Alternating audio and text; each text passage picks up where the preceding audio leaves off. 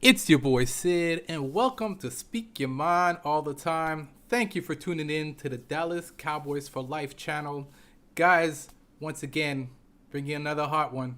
Another hot one. The I heat. got my co-host, like always, my man Jay Tuck in the house, and I have to say we got a special guest. The Yeah, one, man. the only West Coast Cowboy. Man, let them know where to find you, man. Let the fans know where it's at. What it do, man? Hey, man. Hey, man. You know what, man? It's just good to be in the building, man. I'm gonna tell you this, man. Like I say in 2020, man. Shoot, all the craziness that didn't happen, man. Right. Man, the Black Power, the Black Panther gone, man. Black Panther, man. It's like Gone, it's baby. Marvel. He Yeah, gone, man. honestly, man, I had this set up, and we're gonna get into that. But first, Wes, I gotta ask you a question, man. So yesterday morning, I woke up, and Jay, man, it was funny, man. I woke up in the morning and I lift up my phone, and of course, West Coast is live. Right. West Coast is your son. It was your son's birthday yesterday, no, Wes? Yeah, it's his birthday, but we do since they little, we do the whole weekend. So we just tell him it's his birthday all weekend. So his birthday was yesterday, but we gonna do Friday. We gonna do some Friday, Saturday, and Sunday for him. Yo, Jay, I have to tell you, I want to be one of West Coast's kids, man. Because West Coast, yo, he had like 12 gifts Yeah, laid there you out. go, man. And then the kids open up the gifts, and I'm like, man, I want to be one of Wes's kids, man. And then in the midst of the conversation, Wes says, oh, yo, these gifts are only for mommy and daddy. You still got gifts coming from your birthday party. Oh yeah, that's That's what it's all about, man. yeah, Yo, man. I was like, yo, I want to be one of Wes's kids, man. Yeah, man. I got 5 of them, man. And like with everything that's going on right now, like we put a lot of expectations on our children. You know what I'm saying? So it's Right. like, Yeah. like I go hard on I go hard every single day. You know what I'm saying? I go live every day. So it's like, I put that same dedication and commitment into my children, into the stuff they do. So it's like we have some really high expectations over here. You know what I'm saying? My kids, we run and we work out every day. We educate. My mom's has a PhD. She comes here every day from 7:45 to 12. So it's like Okay. my kids aren't they're not being normal kids right now and just like sitting around. So it's like when they do good and when it is their birthday, like you really got to turn up for them so that they understand that, like, we see all this, we understand that all your other friends are just, getting on the computer and living life. You know what I'm saying? Right. But you are actually like we make our kids even put their uniforms on for virtual school. You know what I'm saying? Like, There you Wow. go. yeah, because you got to, man, like you Right. gotta like make it feel like they're in school. So Right. because of Yeah. that, Right. like we Yeah. celebrate every victory. Right. Yeah, man. Jay Tuck, man, thanks a lot for tuning in, man. Please let the fans know to find you too, please, and let them know about our Facebook, man. Yeah, man. I'm Jay Tuck, man. So you can find me on my Cowboys channel on YouTube, Cowboys fans only. Also subscribe, comment, like down below. Also hit us up, like Sid said, on that Facebook page, Cowboys fans only, and holla at me on Twitter at JTuck151. I follow all Cowboys fans back, the good, the bad, the ugly. What's going on, Sid? Yeah, Yeah, some ugly man. ones out there too. Yeah, it's ugly one, Ugly man. ones out there too. I keep you wanting to retract that statement, man. I'm gonna hold Yeah. on. No. That's in this era we always gonna be honest. There's some ugly Cowboy Right. fans out there. Yeah. They used to be Eagles fans though. They converted. Yeah. So, with that being said, I want to thank everyone. Whoever's on Facebook or on Twitter, share the post, ask your questions. We're going to be here for at least an hour, but we're going to get into it. And, Wes, you talked about something that obviously hit home to everyone last night, and we're going to talk a little bit about it. Black Panther, man. Yeah. Man. Yeah. 2020's been a rough year. And rough. we've been, Right. we lost, first it was Kobe. Now we lost Chad. Like, it's just, I don't know what's happening this year. It just seems like this year is not, and we're a bit past halfway. We still got a few months to go, and I'm just scared about what else is going to come to us this year. But again,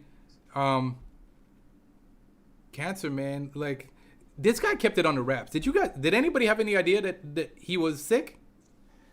Nah, not. I mean, I didn't know, man. And like today really put a lot into perspective. I don't want to dive too deep into it, but we're in this internet, social media era, man, where everything's kind of like a joke, and everything's ha ha funny. So I know, months ago there was like jokes about him possibly being on drugs and they're calling him Crack Yep. Panther. Oh So my like, God. Yep. man, y'all really don't know what people's going Yep. through. You know what I'm saying? So it comes to a time, man, we got to start, taking life serious because you never know.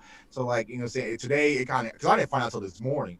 But yeah, it hit hard, man. Like, my son, my littlest, man, he's a huge Black Panther fan. Like, we went to the movie, he had full costume, was running around, everything. So I've seen this movie thousands of times, man. So we have to really start putting things in perspective. We don't know what people's going through, man. So all the jokes and all that, he stuff to kind of get a quick laugh on social media, it's time to really put that behind us, man, to be honest with you. Yeah, man. And like, I had to have a real conversation with my kids last night. You know what I'm saying? Right. Out of nowhere. You know what I'm Right. saying? Right. Like, I'm not prepared for this. I ain't even talked to my mom about this first. You know what I'm saying? Right. Like, I had to have a real conversation with my kids because I'm like, they like, what you mean Black Panther died? Like, he didn't Right. die. Like, they won in event. You're like, you know what I'm saying? You get what I mean? Right. Like no, the actual person who plays like that to kids because they still don't get that. You know what I'm Right. saying? It's a Exactly. separation. Yeah. It's a separation. So it's like I had to actually explain to my kids that like no, the guy who actually played in it. Remember when we was watching the other movie? Because he had this other movie called 21 Bridges that was actually pretty good too. Really good. Uh-huh. Really, Really good. good, Actually. really good, right? Really good. And we watched that at the house about a month ago, and they tripped out when they saw him in there because they're like, that's the Right. Black Panther. That's the Black Right, yeah. Panther. Like, what are you That's doing? it. Like, where's his suit at? You know what I'm saying? And I had to Right. explain it then. Like, no, he just plays the actor. So, man, I just think I just think it's just an immense amount of strength for someone who should have had the whole entire world, like not. I don't want to say pity because I'm giving him pity, but just Right. giving him his flowers. You know what I'm saying? His roses. Yeah. And instead of doing that, he chose to work, man. Right. And it's like imagine all the roles that he's played. You know what I'm saying? And like Right. over the last 4 years. And I think what's amazing to it is like every great movie that you will remember about him, he had cancer while he was making it. Yeah. Right. He had cancer Right. while he was making Black Panther. Right. That movie came out in Nobody knew. 2018. Right. That movie came out in 2018. Right. He Right. was 2 years into cancer when he made Black Panther. Yeah. Right. Imagine the taxation that took on his body, man. Right. All the training and All all the Yeah, the man. activity. Yeah, man. That's a And lot. then think about this. Just outside, think about the thought of this. We've all had a secret, right?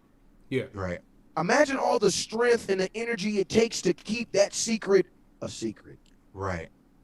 Especially in that means- Hollywood. In Hollywood, And that yeah, Yeah. man. that Like, means your publicist, you probably had to pay him a little bit more. Right. Yep. You know what I'm saying? Because they do all types of things like checks and medical checks and things like that because they want to make sure when you sign up for a movie that you can complete the movie. Right. You know what I'm saying? yeah. So like movies aren't just like okay, they really do be doing physicals and things like that now. So it's Right. just like, man, the last 4 years, he really he not only did he outsmart Hollywood because man, like, man, it's just I can go on forever about it, but I mean, it's just an amazing man, bro. And like in the end, when it was all said and done, instead of showing without not even showing weakness, my boy decided to show strength, and that's just Right. that's choosing your way to go out, man. And I just Right. Yep. I don't know. Like my grandmother's 83 and she knows exactly what her casket is gonna look like, but she's 83, bro. Right. Like grandma, don't talk about that in my house. I don't care, that your casket is the same color. I don't care about that. You know what I'm saying? Like I don't care about Right. that. You know what I'm saying? Right. It She just did that at 83. She's 43, bro. Like Yeah. Yeah. yeah. I kind of compare it a lot to, like as an adults, Kobe was like our Black Panther. That was our hero. So Exactly. so it's kind of still like Kobe died. It's like, no way. So that's the way, our children is kind of thinking Black Panther died. Like he can't, like, you know what I'm saying? Like exactly. and so it's a kind of it's a sad story, man. Like I said, prayers for him and his family. But yeah, we're all, trying to take in this loss right now. And also Cliff Robinson, the NBA player from Portland, he passed away too, man. Like I That's remember, I remember him from the battles with the Bulls and everything as a kid. So it's just crazy seeing heroes die. I think that's just something that we haven't learned to accept yet. It's like seeing our heroes die, man. So it's definitely a hard time right now, but we're gonna make it through this 2020 some way or another, everybody. So heads up, man. Stay positive. Let's get to it. And what's also crazy too? It really not to be vain, but it really lets you know, like, the Cowboys could, people don't understand, like, there's only one team in all professional sports that could really turn all this around by winning. Right. Yeah. Like, if the Lakers go winning, I'm a Laker fan, you know what I'm saying? And I'm going to be like, good job. I'm still a little irritated with LeBron, whatever. Right. You know what I'm saying? There's not one team in baseball that can win it. Right. That could literally just put a Band-Aid on all this and say, well, at least this happened. Right. You know what I'm saying? There's only one team. They're not in NBA. They're not in baseball, man. It's this team. Right. Like, people are really gonna understand Cowboys. Like, this is what I tell people. Like, have you had to pee so bad that you had to pee so bad that you had to pee so bad, and then after you peed, it felt so good. Yeah. Yeah. Relief. Yes, bro. That is what the America will feel with a Cowboys Super Bowl, man. Yeah. Yeah. The entire world will celebrate. Right. Like, you don't, like, the Chiefs won a Super Bowl. I don't know. Like, bruh, it was the Corona. Like, we ain't talking about the Chiefs winning the Super Bowl. Like, they almost got gypped. It feels like they got gypped, right? They got right out just in time, because I live here in Kansas City, man. So, like, they got out right in time. I think, like, the whole Corona thing happened like a week after the parade happened. You know what I'm saying? So it's like, man. So, yeah, but I agree, man. Like, a Cowboys Super Bowl will be big, man. I just think for everybody, because we need a way to excel, celebrate. Yep. I don't care if there is Corona going on. Cowboys win the Super Bowl. We out in the streets. You know. I'm on a plane. I'm telling you now. I'm on a plane. Yeah. Because think about this. There's in the world. There's like nobody. Like, if you ask me how do I feel about the Dolphins, I'm like, I don't care. You know what I'm saying? If you ask someone how they feel about the Cowboys, they have a decision. They either love them or they hate them. Right. Yeah. Right. So it's like a win is going to bring a reaction from, you know what I'm saying? Even the haters are going, you know what I'm saying? Yeah. Because now I got something new to hate on. Right. Yeah. But let me tell you now, man, if we win the Super Bowl, we will. Yeah. When we. Come on, we play Rams okay. 2 weeks. So since we jumped into it, let's jump into it. So lots going on. A lot's going on in with the Cowboys. First of all, the Cowboys organization, I don't care what anybody says, is the most talked organization out there. We keep the lights on, man. We keep the NFL lights on. Right. Yeah, exactly. We keep the NFL lights on. Hey, Cleveland Browns, I know you appreciate us. I know. We'll make sure we get the bill paid. Don't trip. We got you. Right. Because nobody's talking about you. So, Cleveland, how are you paying your bills? Right. How are you going to pay your bills this year? Yeah, you're gonna. The Cowboys. You want to know? You guys want to know why the NFL is not tripping on the Cowboys having fans? Because it's the Cowboys. Because they know the Cowboys are gonna have fans. Right. We're the only team in our entire division that will have fans this year. Right. In the stands. Yep. So that's huge. Crazy. Yeah, Jerry Jones, man. Listen. I would love to meet the man because I think he's inspiring. I think he's knowledgeable. He's smart. He knows how to. Listen, the Dallas Cowboys are the talk. Jerry World. Jerry World, yeah. Yeah, me and Tuck had said this several times. Jerry runs the world, man, because you have fans across the world that are Dallas Cowboy fans. Fact. Right? So, Cowboys. With that being said, what do you think? Who do you think is making an impact right now in training camp? And before we even jump into that, do you want to see Earl come to the Dallas Cowboys? Oh, is this like house rules? Like my house rules? Like, since I'm a guest, I get to go first? Yeah, okay, go ahead. Yeah, sure. All right. I'm gonna tell you like this. I no longer ask the question, do you want Earl Thomas? I want to know why you don't want Earl Thomas. You know what I'm saying? Like, let's problem in the locker room. Could we agree to that? No. You wanna know why? Why? Because if you ask my baby mama, I swear she's going to tell you I was a problem in the locker room. If you ask this new woman I've been with for 10 years, she'll be like, cool. Yeah. So I think it's all about who you ask. Okay. I like Great that. analogy. Great analogy. Hey, Tuck, I know. Hey, let's just be real. I think we can all, like, let's just think of three of our exes. Three, right? Out of those three, how many will say something positive about you right now? I'm gonna be honest with you. If I had to put my life on it, I think I got maybe a half of one. Yeah. Okay. Jay? Feel me? I mean, I might not even get that half, bro, to be honest with you. Exactly. Like, and I'm a pretty good guy now, so I don't. Yeah.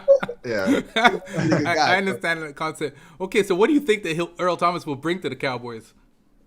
Man, 13 playoff games, Super Bowl, 6 Pro Bowls, 4 All Pros.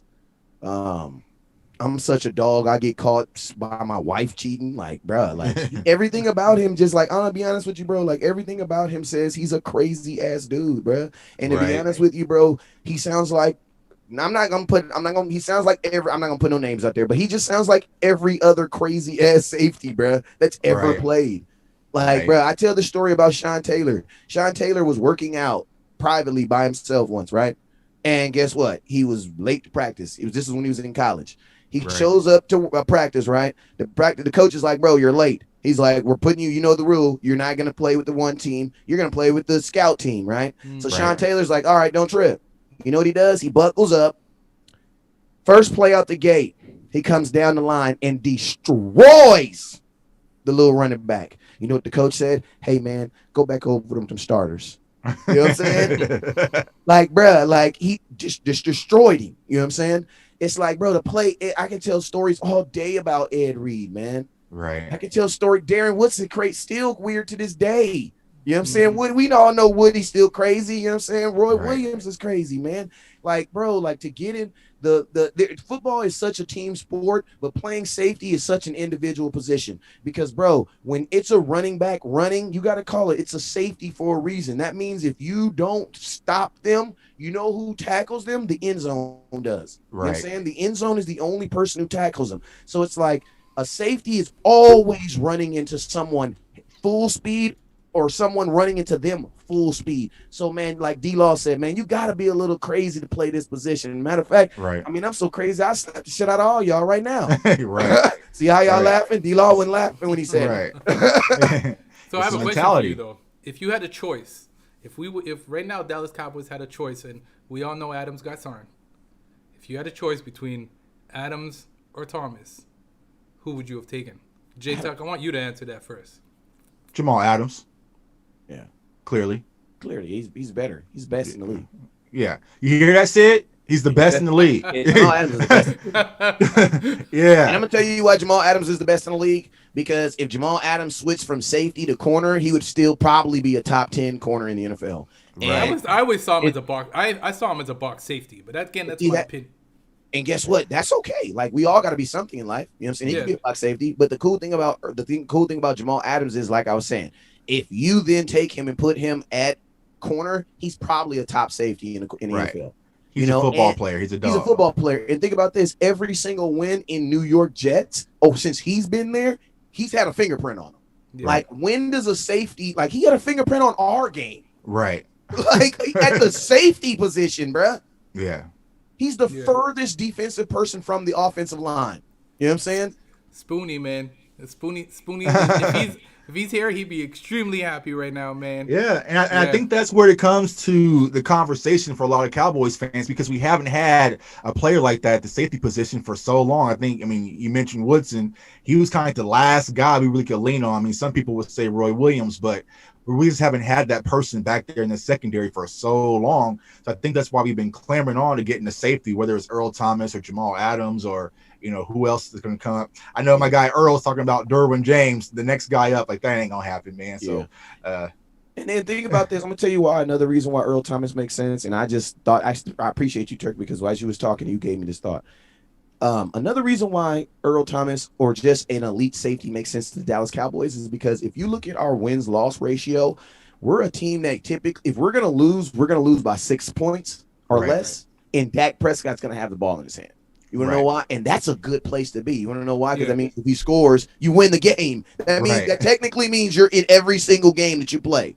Right. You know what I'm saying? Hey, shout out to Dak for doing that, dog. You know what I'm saying? Now, that lets me know if I'm losing games by 6 points or less, that means I really could put an Earl Thomas back there, and that really could change the difference. Why? Because that means that's one less touch. I don't need Earl Thomas to like be all world because we're not losing by 10 or 15. We're losing by 6. So it's like, Earl, can you make a play to keep them out of field goal range? Because if he does that, we probably win the Saints game because we lost that game by 3. By 3, yep. You know what I'm saying? Like, think about the Green Bay game. We lost by 10, but you also had a kicker miss, 4 field goals? That's 12 points right there. Mm-hmm. You know what I'm saying? And Dak had 2 interceptions. You still lose by 10. Right. I think if you have Earl Thomas in that game and he's able to stop, I don't know, what's the boy not Aaron Rodgers, because it was the running back that was killing us, the one from El Paso, Texas. Lord forgive me, because he put it up every time he scored. He put 9, 1, 5. The running back, not my boy Jamal Williams, because that's my dog. Jones. Oh my lord, my mind just. What is this? I'm actually Googling it's it right Aaron now. Jones, right? Aaron Jones, yeah, he scored 3 touchdowns on us. Think about this. He scored 3 touchdowns on us. Right. I want to know, say Tuck, you think Earl can help us stop one of those touchdowns? Exactly. Yeah. All right. Exactly. If he stops one of those touchdowns, you know what happens? You're down by 3. Right. 100%. And we're instead of trying to score a touchdown to get back in the game, we're trying to have Brett Meyer kick a kick to tie the game, even after he missed 12 field goals. Right. Like, Earl Thomas is the difference between one. Like, that's my thing, Earl. Like, we can, my defense is good enough to keep someone between 19 to 20 points. And in the NFL, if your offense can score like everybody else 30 points, theoretically, the Dallas Cowboys should win more games. Just off that. Our problem is our offense, we hold the defense to 19 points. Oh, my God. And your offense scores 18. What the fuck? You know what I'm saying? Yeah. If a defense is only giving up 8, you got to think like this. The best defense to ever did in Baltimore Ravens, I think it was 2010, they gave up 11 points. Right. You know what I'm saying? Hot Boys gave up 18 in 2018. Right. That's a difference of 1 touchdown. Yep. Right. Yep. So that's why I say you get Earl Thomas, because we're not getting blown out. I just need Earl Thomas to stop the play versus the Robbie Anderson play in New York. Can you help me Can you help me on that play, Earl? Yeah. You know what I'm saying? Because that was 83 yards. We ended up losing that game by what? 7? Oh, wait, 6, I think. 6. So it's like every game that we look at, that we lose, even all 8 games. If you look at all 8 games, I promise you can insert Earl Thomas in either one of those games, and I promise we probably win half of them, because we lost the games by like 6, 7 points. It was always like either a field goal. We were always in it. Yeah. We were always in it. We were. So that's why I say Earl Thomas, one player, will typically not help a team in football, because there's 22 players. In basketball, you put LeBron on any team or with somebody else, for the most part, they instantly become a champ, a person. With Earl, because our defense is legit. You know what I'm saying? They are legit. They need more turnover. We only giving up 20 points and people are saying they're bad. I don't get that. You know what I'm saying? Right. It's our offense, bro. If our offense can score 30 points, your defense can score 20. You get Earl, bro. Earl probably brings that down to 17. If you're only allowing teams to score 17 points a game, you're going to win 12 games in the NFL. Exactly. Yeah. And that's the thing when it comes to Earl Thomas versus just having an okay safety and a difference maker. And I think when it comes to Earl Thomas, he is a difference maker. You mentioned all the stuff that's going on, but sometimes you got to take that risk to get where you're trying to go. And I feel like old Jerry used to make those decisions. I'm not sure if it's because it's more Steven is kind of running the reins right now, but I feel like, man, I haven't heard much news about it, so I feel like there is a conversation between the Cowboys and Earl Thomas. Yeah, there absolutely has to be, because I know how, Jerry's kind of like keeping things alive, but I feel like it's still going to be that conversation. So it really comes down to the price that we offer and how bad does Earl really want to be a Cowboy, because he's mentioned that numerous times. Yeah. All right, well, this is the deal that we offered. Show us that you really want to be here. So also, this is what I like to see too. And right now, everybody's lying. So what I believe is, I don't believe I don't believe nobody's words. Right? I don't believe nobody's words. I believe your actions. You know what I'm because you can't lie about your actions, because that's going to happen. Right. So Earl Thomas's actions show that he wants to be a Dallas Cowboy. You want to know why? Because football season, no matter what happens in Earl Thomas's life, football season starting on the 13th, bro. Right. You know what I'm saying? Yeah. Earl Thomas, I'm looking at my camera and I'm asking, are you planning on playing week 1? Right. Because you just can't, this is Corona season, right? I don't know if anybody told you this. So, Tuck, no, you just can't get on an airplane and fly to West Coast's house. You know that, right? Right. You got to like chill in a tank for like 3 days. Yep. They got to wash you down with fish and then spray you down. Then they got to mouth swab you. And then they got to do it again 3 consecutive days, bruh. Right. Yeah. Like Everson Griffin got signed on a Wednesday. He didn't show up into Dallas until that Tuesday. Right. You know what I'm saying? So, Earl, How important is playing week 1? Because if it's important in playing week 1 and you know that, then his actions show that he really only wants to play for the team that he supposedly said that he's holding out for. Right. Because you got to think like this: what if that team waits? Then you're jeopardizing not playing week 1 to be on a certain team. Right. What certain team could that be?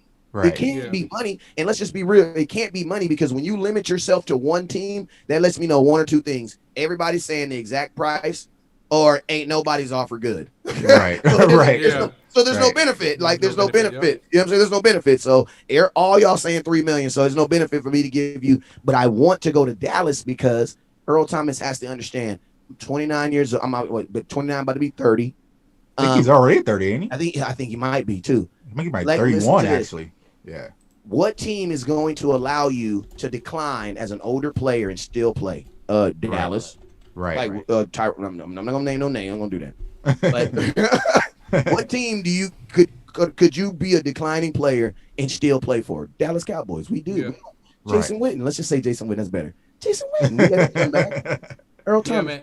You could literally play until he's 40 years old in Dallas. As long as he get like 2 interceptions a year, we'll let him play forever.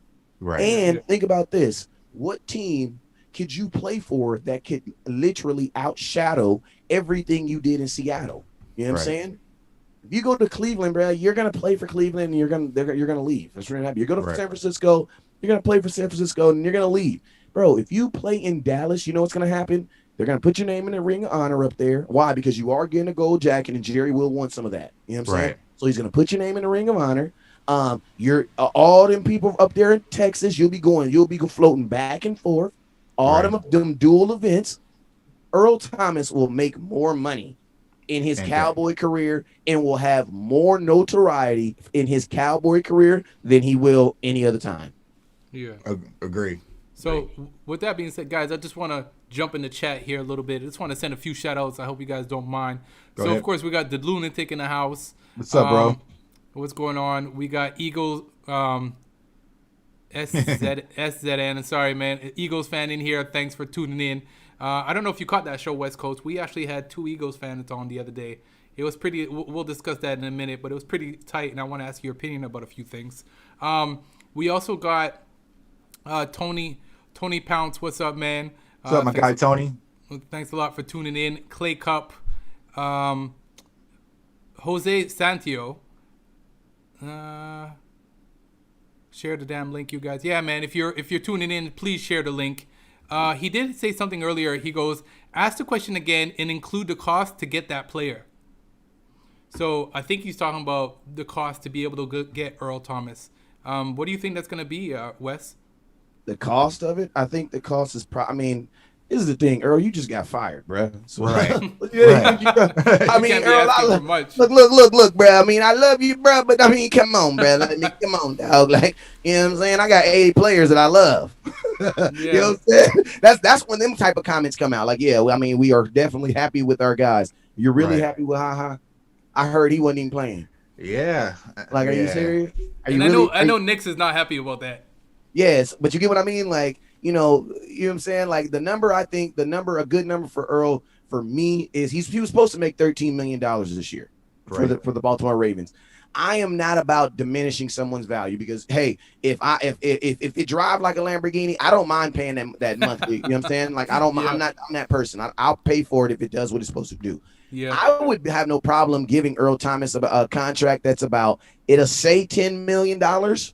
It's gonna say $10 million. But when you look at the contract, it's going to be like 7 for sure.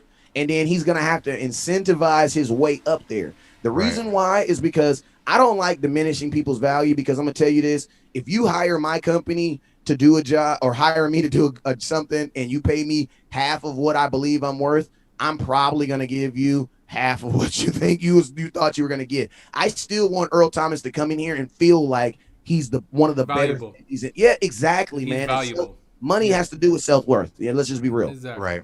So it's like I wouldn't like come in here and give him no $2 million, nothing like that, because I think that would diminish who he is. But Tyrone Crawford's making $8 million.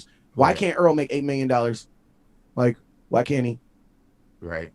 What do you think, Like, Jay? Yeah, I think it's going to have to be around that 7 to 8 threshold.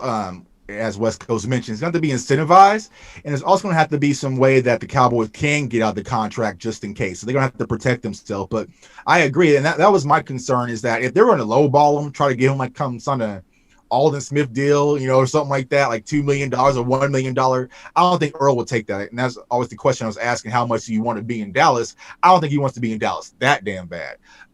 But I think if they can give him like a 7 to 8 year or $8 million contract with some incentives, maybe give him up to like that 12 to 13 threshold, then I think Earl would take that.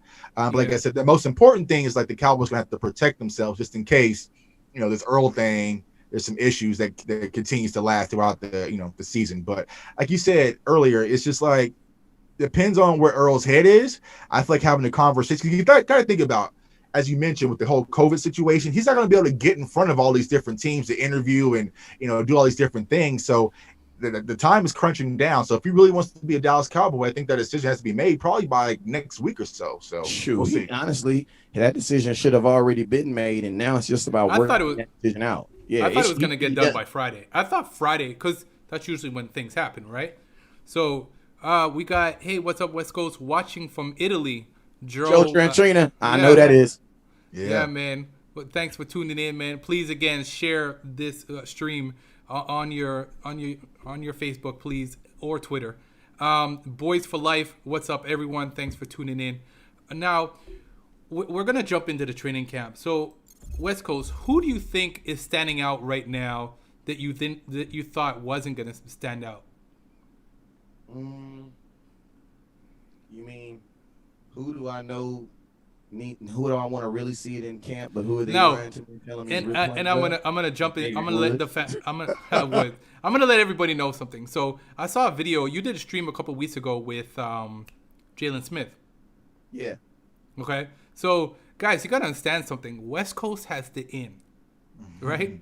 He has the in, and he knows what's going on. So I want to know who's making the cut and who isn't. If I had to say, I mean, I was writing this explosive statement of I wasn't thinking that Xavier Woods was going to make this team just because. Really? Really? Heck yeah, man! I'm gonna tell you this, bro. If you play defensive back and you go watch Xavier Woods' film, you will have bad taste in your mouth. Like this is my thing about Xavier Woods. I believe that the Cowboys did it to him, though. I think he is a product of his environment because I believe that Xavier Woods is on any team in the NFL, he's playing a slot corner because that's what he is. Right. Xavier Woods is not a safety. Like he's not. His body is not even built like a safety, man. Like at the end of the day, does Xavier Woods have the body frame to stand in front? He's not going to do that, and that's why I made the statement like, man, Xavier Woods will knock you out if you're looking.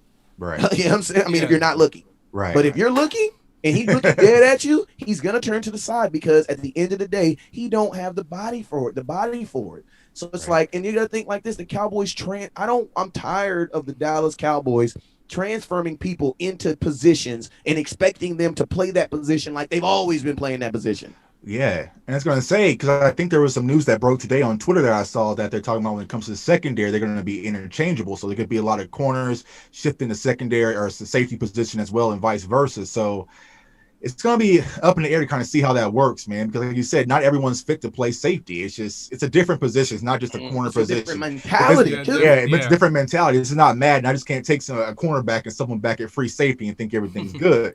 You know, so I think, that's going to be something to definitely pay attention to, especially when you watch the game tomorrow.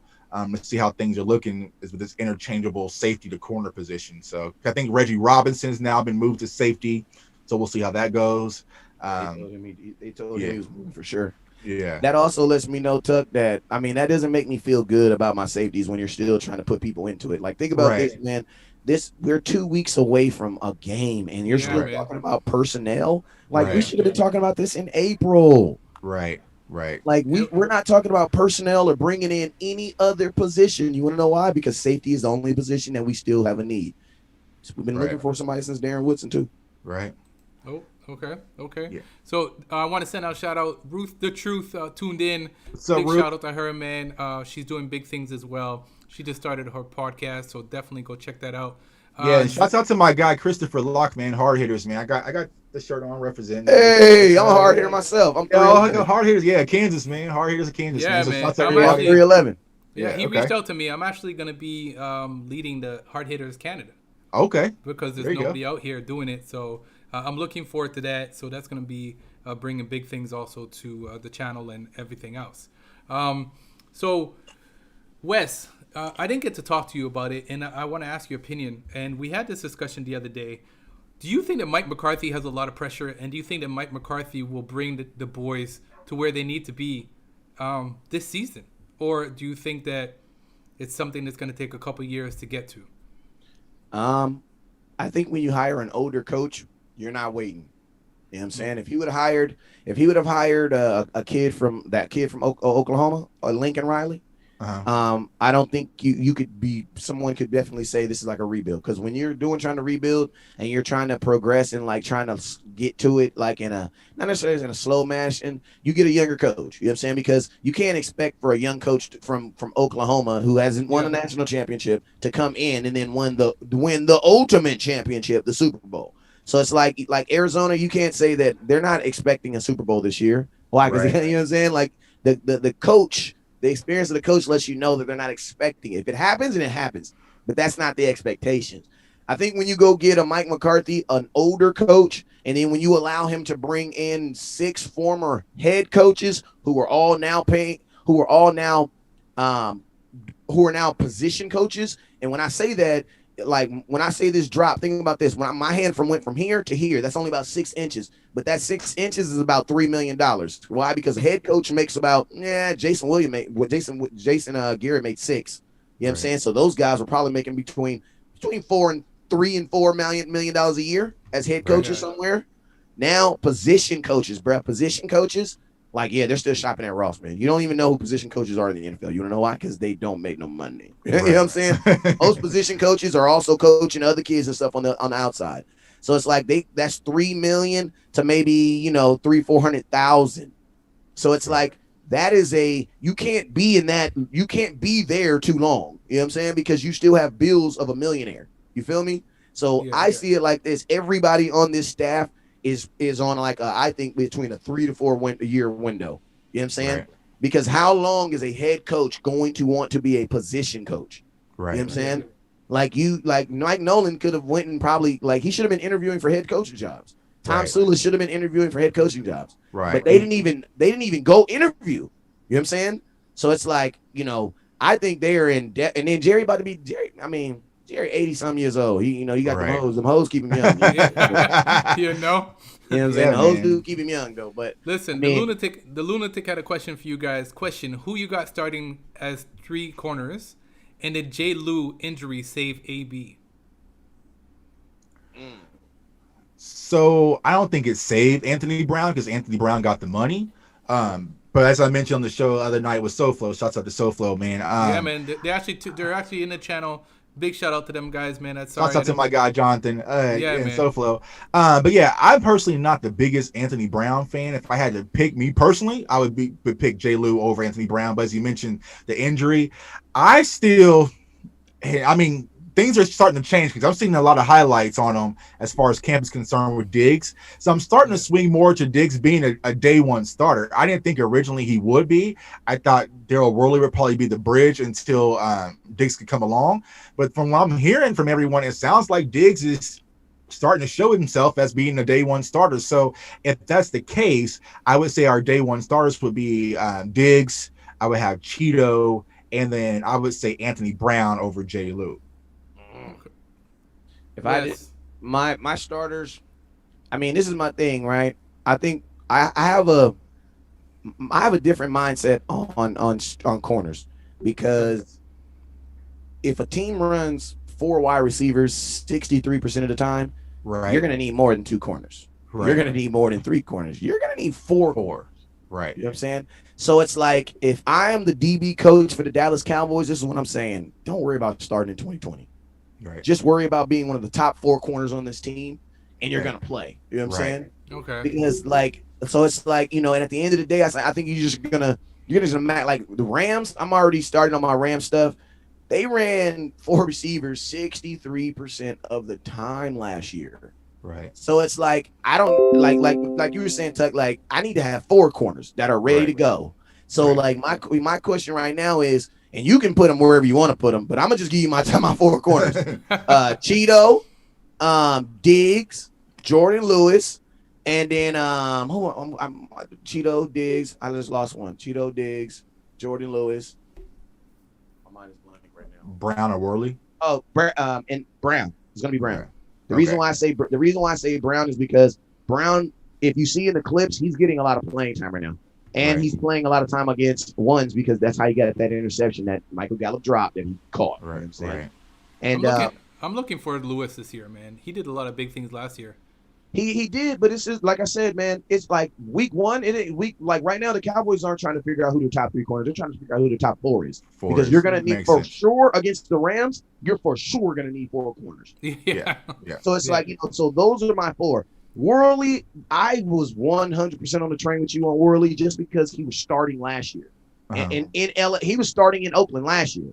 So it's like, but then when I start hearing his name about possibly moving to safety, I'm like, if you notice, obviously Cheeto's been playing really good at corner wide because you ain't heard nothing about him.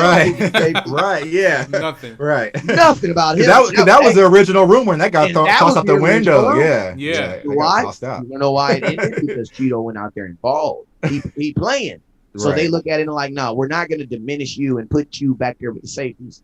So for me, like, it makes me believe that for me to be smart, I don't want to now. I want to sound smart. You know what I'm saying? Right. So I'm not going to put Darrell Woodley in there because I don't think that sounds smart right now.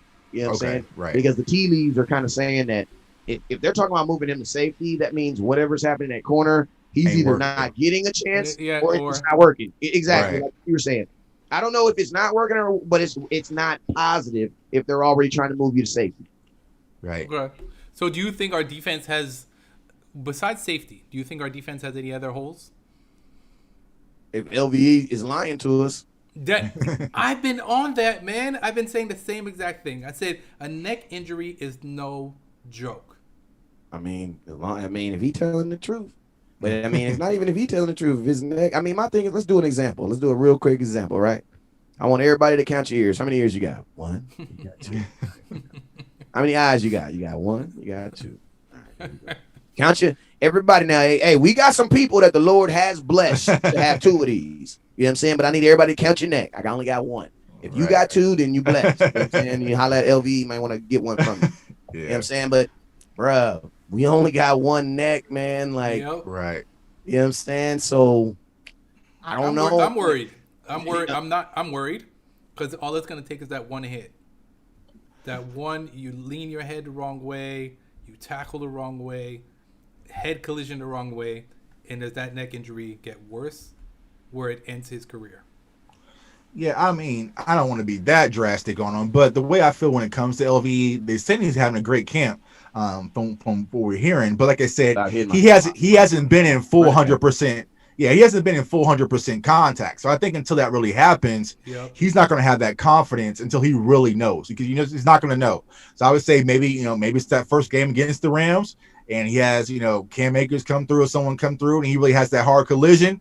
He's going to see all right, my neck is all right, But it's going to be a confidence thing, man. I think it's going to slowly progress over the season, but just one nagging injury could definitely change things. I mean, we've all woke up, got up out of the bed, and our back is sore, our neck is tired, different things like that. So you just never know, especially playing the game of football. So like I said, man, I think the linebacker position is one of the areas we need to focus on as far as depth-wise. Up front, we look solid with Jalen Smith, Van Der Esch, and old Sean Lee. But after that, man, things get a little shaky. So yeah, and I mean, the cool thing too, like the 2 reasons why I wanted us to get a D tackles this offseason, I mean, obviously because I'm tired of people running on us. That's always stopped. That's never good. Right. But at the same time, man, it's like you want to preserve, Jalen Smith, that's my dog. You know what I'm saying? Right. Yeah. And it's like, I tend to kind of shade toward folks that show me love. So it's like, I'm looking at Jalen Smith's game and I'm seeing the stuff that people are saying. And I'm like, yo, bro, like, I mean, how many linebackers are taking on guards all day? Right. Like, right. Okay, can we Google how much Jalen Smith weighs? Now, can we Google how much the average guard? I'm not even gonna say a good guard, just average how much a regular guard, a guy that's trying to make it in the NFL weighs? That guy. That guy outweighs Jalen Smith and LVE by 60 pounds. Right. Imagine that guy flying at you every single play, 60 plays. Like, you're not going to be able to do your job. Ray Lewis said that the best thing, that the person that saved his career, not even Earl Thomas, Ed Reed, you know he was? He said Saragusa, the defensive tackle that was in front of him. Because when they put Tony Saragusa in front of Ray Lewis, it allowed him to play free. You know what I'm saying? And that's like so important for a linebacker, because linebackers are always sticking their head in the muck. You know what I'm saying? Sticking their neck. That's why his neck is so important. But it's like, you get that defensive tackle in front of him, you get that big old fat nasty body. He ain't even got to be good. You just got to be fat and just don't get moved. Right, on the fat nasties. Just not get moved. You know what I'm saying? And so not right or left, just stand and exactly. You know what I'm saying? And if you're just I'm gonna tell you like this: by doing that alone, they're gonna play better. Why? Because all that contact, they're not going to see. Some of the worst plays that I saw, that you see, that people be like, oh, I don't like. Look at Jalen Smith. I'm like, yeah, but do you see that guard freaking carried him? Right. Like, literally just carried him like 2 yards. Right. You know what I'm saying? A grown man should never be picked up off his feet. You know what I'm saying? Just don't do that to me. If you ever see me, don't pick me up. You know what I'm saying? But I mean, go ahead. Yeah, man, and I agree. And actually, shouts to the lunatic. He asked that same question. Tristan Hill or Gallimore, who do you have having a better camp? I think it's important that a lot of these young bucks, especially with McCoy being out, you know, that they're getting the look. So a lot of the talk about Tristan Hill has been very positive. So I hope he's going to come on strong. But as you mentioned, I think Poe clogging up that middle, keeping our linebackers clean, not letting them get to the second level to touch our linebackers is going to be key. Especially since you're moving Jalen now out to the weak side linebacker, you know, he's going to be able to run freely, use the athleticism that he really has, and does what he does best, like he did in college. But like West Coast said, man, you got those big boys hemming you up, and you can't really do what you're doing because you're outweighed by damn near 70 pounds sometimes. 60, and you got to understand these guards can. You gonna get your linebackers hurt, bro. Right. That's what's gonna happen. Right.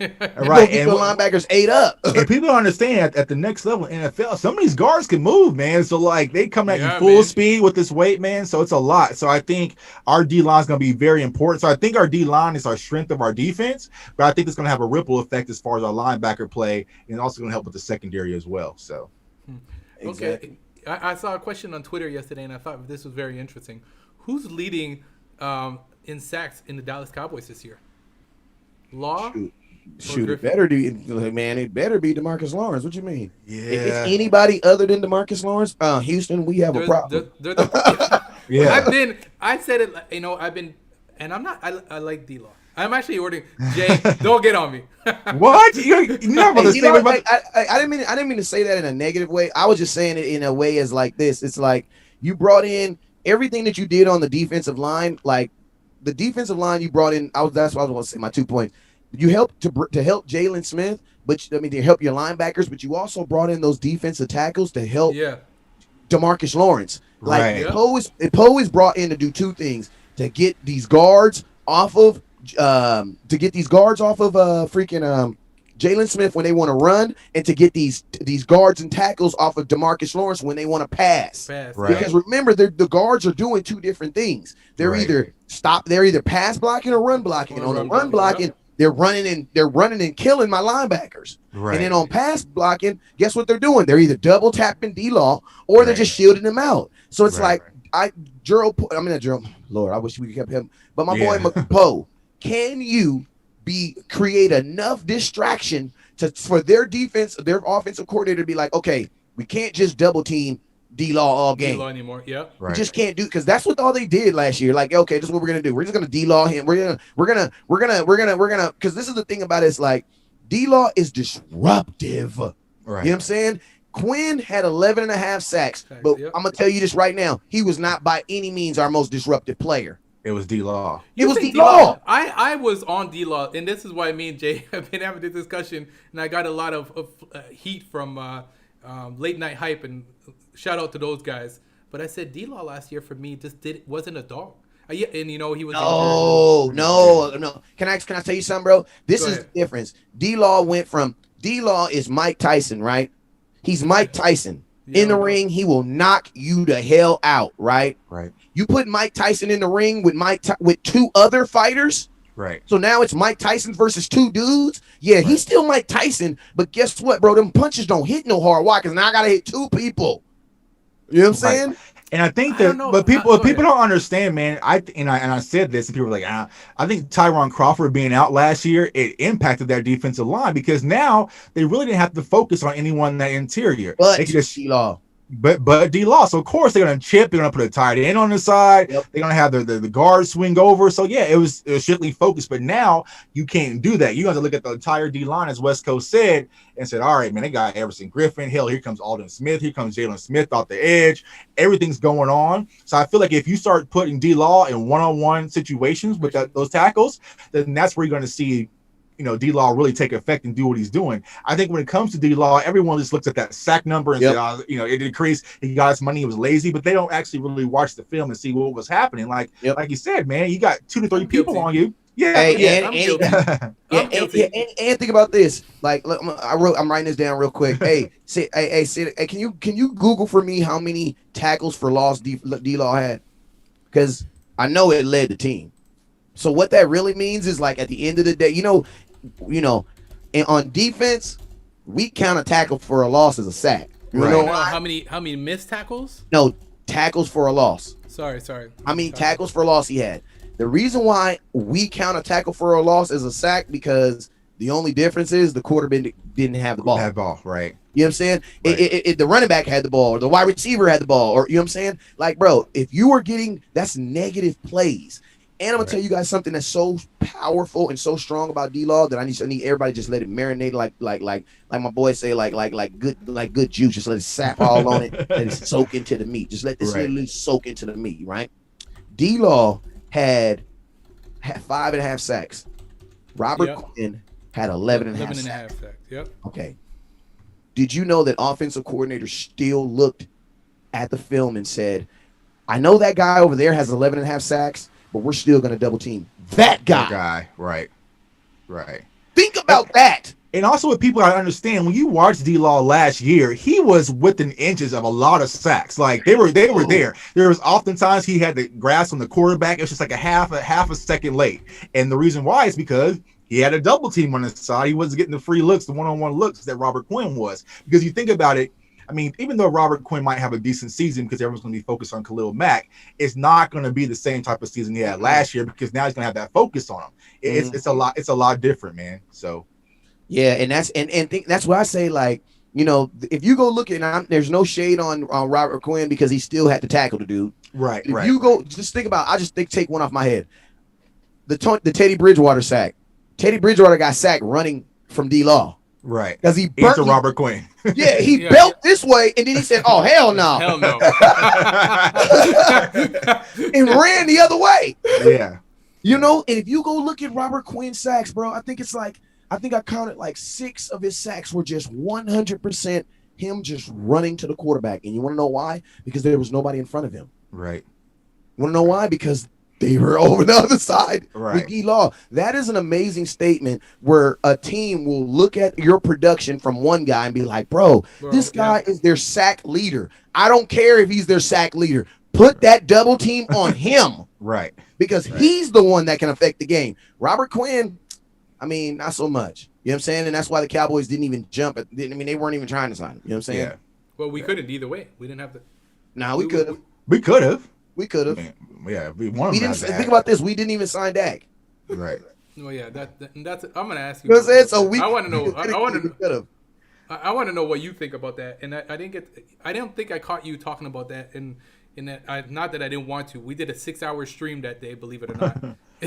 So I didn't. Oh my God! Hey, can I say something real quick? My boy, my bald head man. He's old bald head nut. He crazy as hell, man. Hey, my boy Jose, man. I gotta give him some love on this comment because, man, I can't believe I forgot about this. Man, D-Law's healthy in 2020. Next subject. Yeah, that's the other thing too. And he was coming off a shoulder injury, like, you know what I'm saying? Right.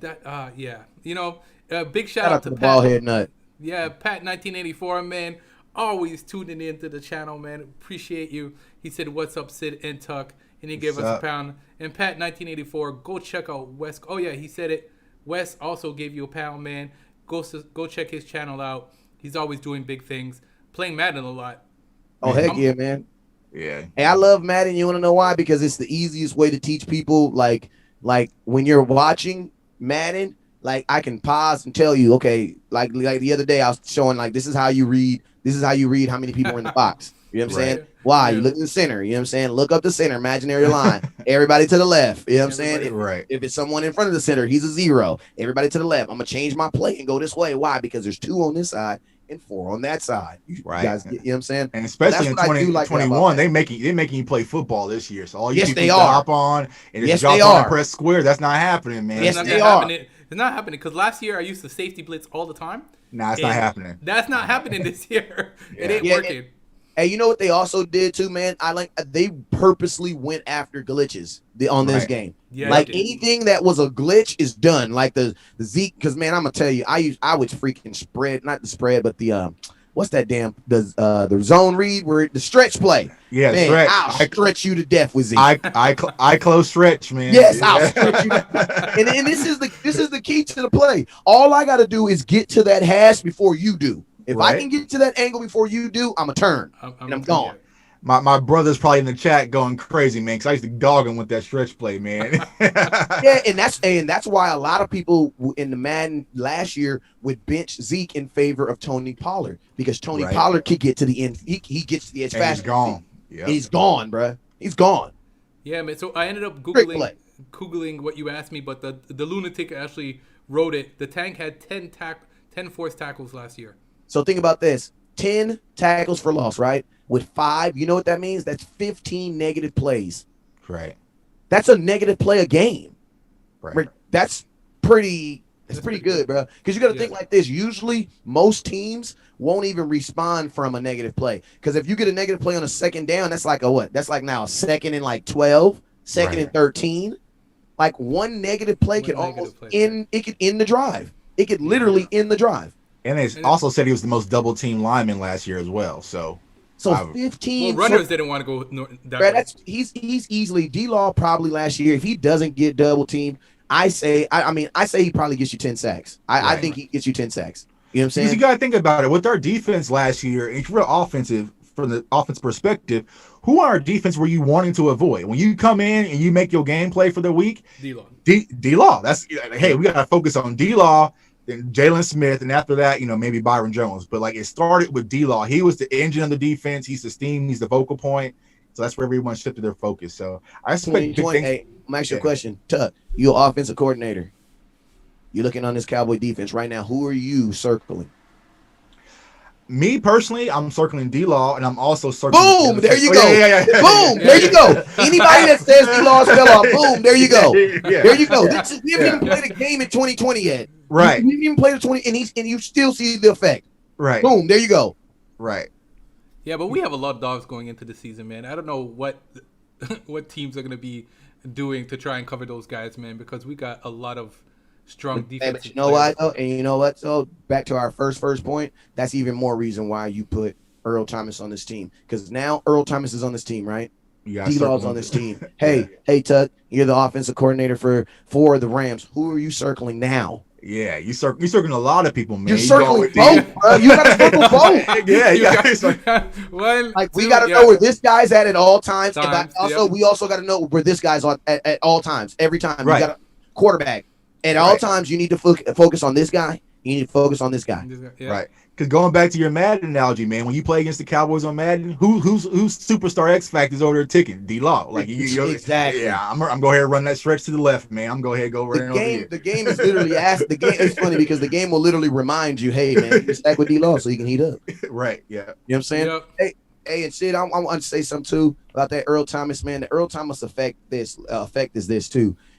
And I did a video on this and I wanted to mention it earlier, man. There are some things that Earl Thomas also brings to this defense that you cannot pay for and intangible. And that is beating Seattle in Seattle. You know what I'm saying? There's no other team that can give him that. You know what I'm saying? That enjoyment. Also, beating Baltimore. Do we go to Baltimore? Yeah, we go to Baltimore. Yeah, Oh, so we go. Wait, time out. So you tell me you get to pull up on both your baby mamas in the Lambo?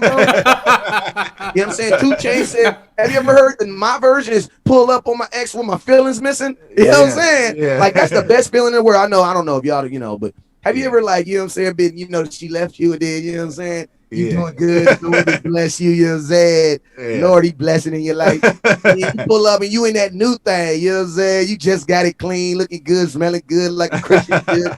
You look over there and she's still in that Honda that you told her to trade in 3 years ago. Right. What's up with you? Oh, yeah, I'm good. Yeah. Oh, no, don't call me. I'm good. We good on this side. You know what I'm saying? I just think it's funny that. He gets to do that. Think about that. Think about that, though, Tuck. You get to go back into Seattle. Oh, you know that team Baltimore that said you were a troublemaker and that got rid of you? Oh, yeah, we going back into there. Because people got to understand, man, Earl keeps that chip. He keeps that chip on his shoulder because you remember how he did us when he bowed to the crowd? Yeah. Look how he did Seattle. Yeah. Hey, funny story, and this I probably shouldn't say the story because, I want Earl Thomas on his team. But Earl Thomas was so excited about beating Seattle that he actually missed the team flight and had to fly back. That was something they're going to use against him, too. Damn. Earl, don't do that. Don't do that. Yeah, man, we're in Seattle. Be okay with it. We'll be okay Seattle in September, and we're in Baltimore in December. And can I looking at your schedule, aren't those 2 of your hardest games on your schedule? Right. Yep. So you're now telling me that he has a personal stake. Like, bro, if you tell me that signing Earl Thomas guarantees that I beat at least one of those teams, I'm doing it. Oh, yeah, and we also play his old division, San Francisco, because he played them 2 times a year.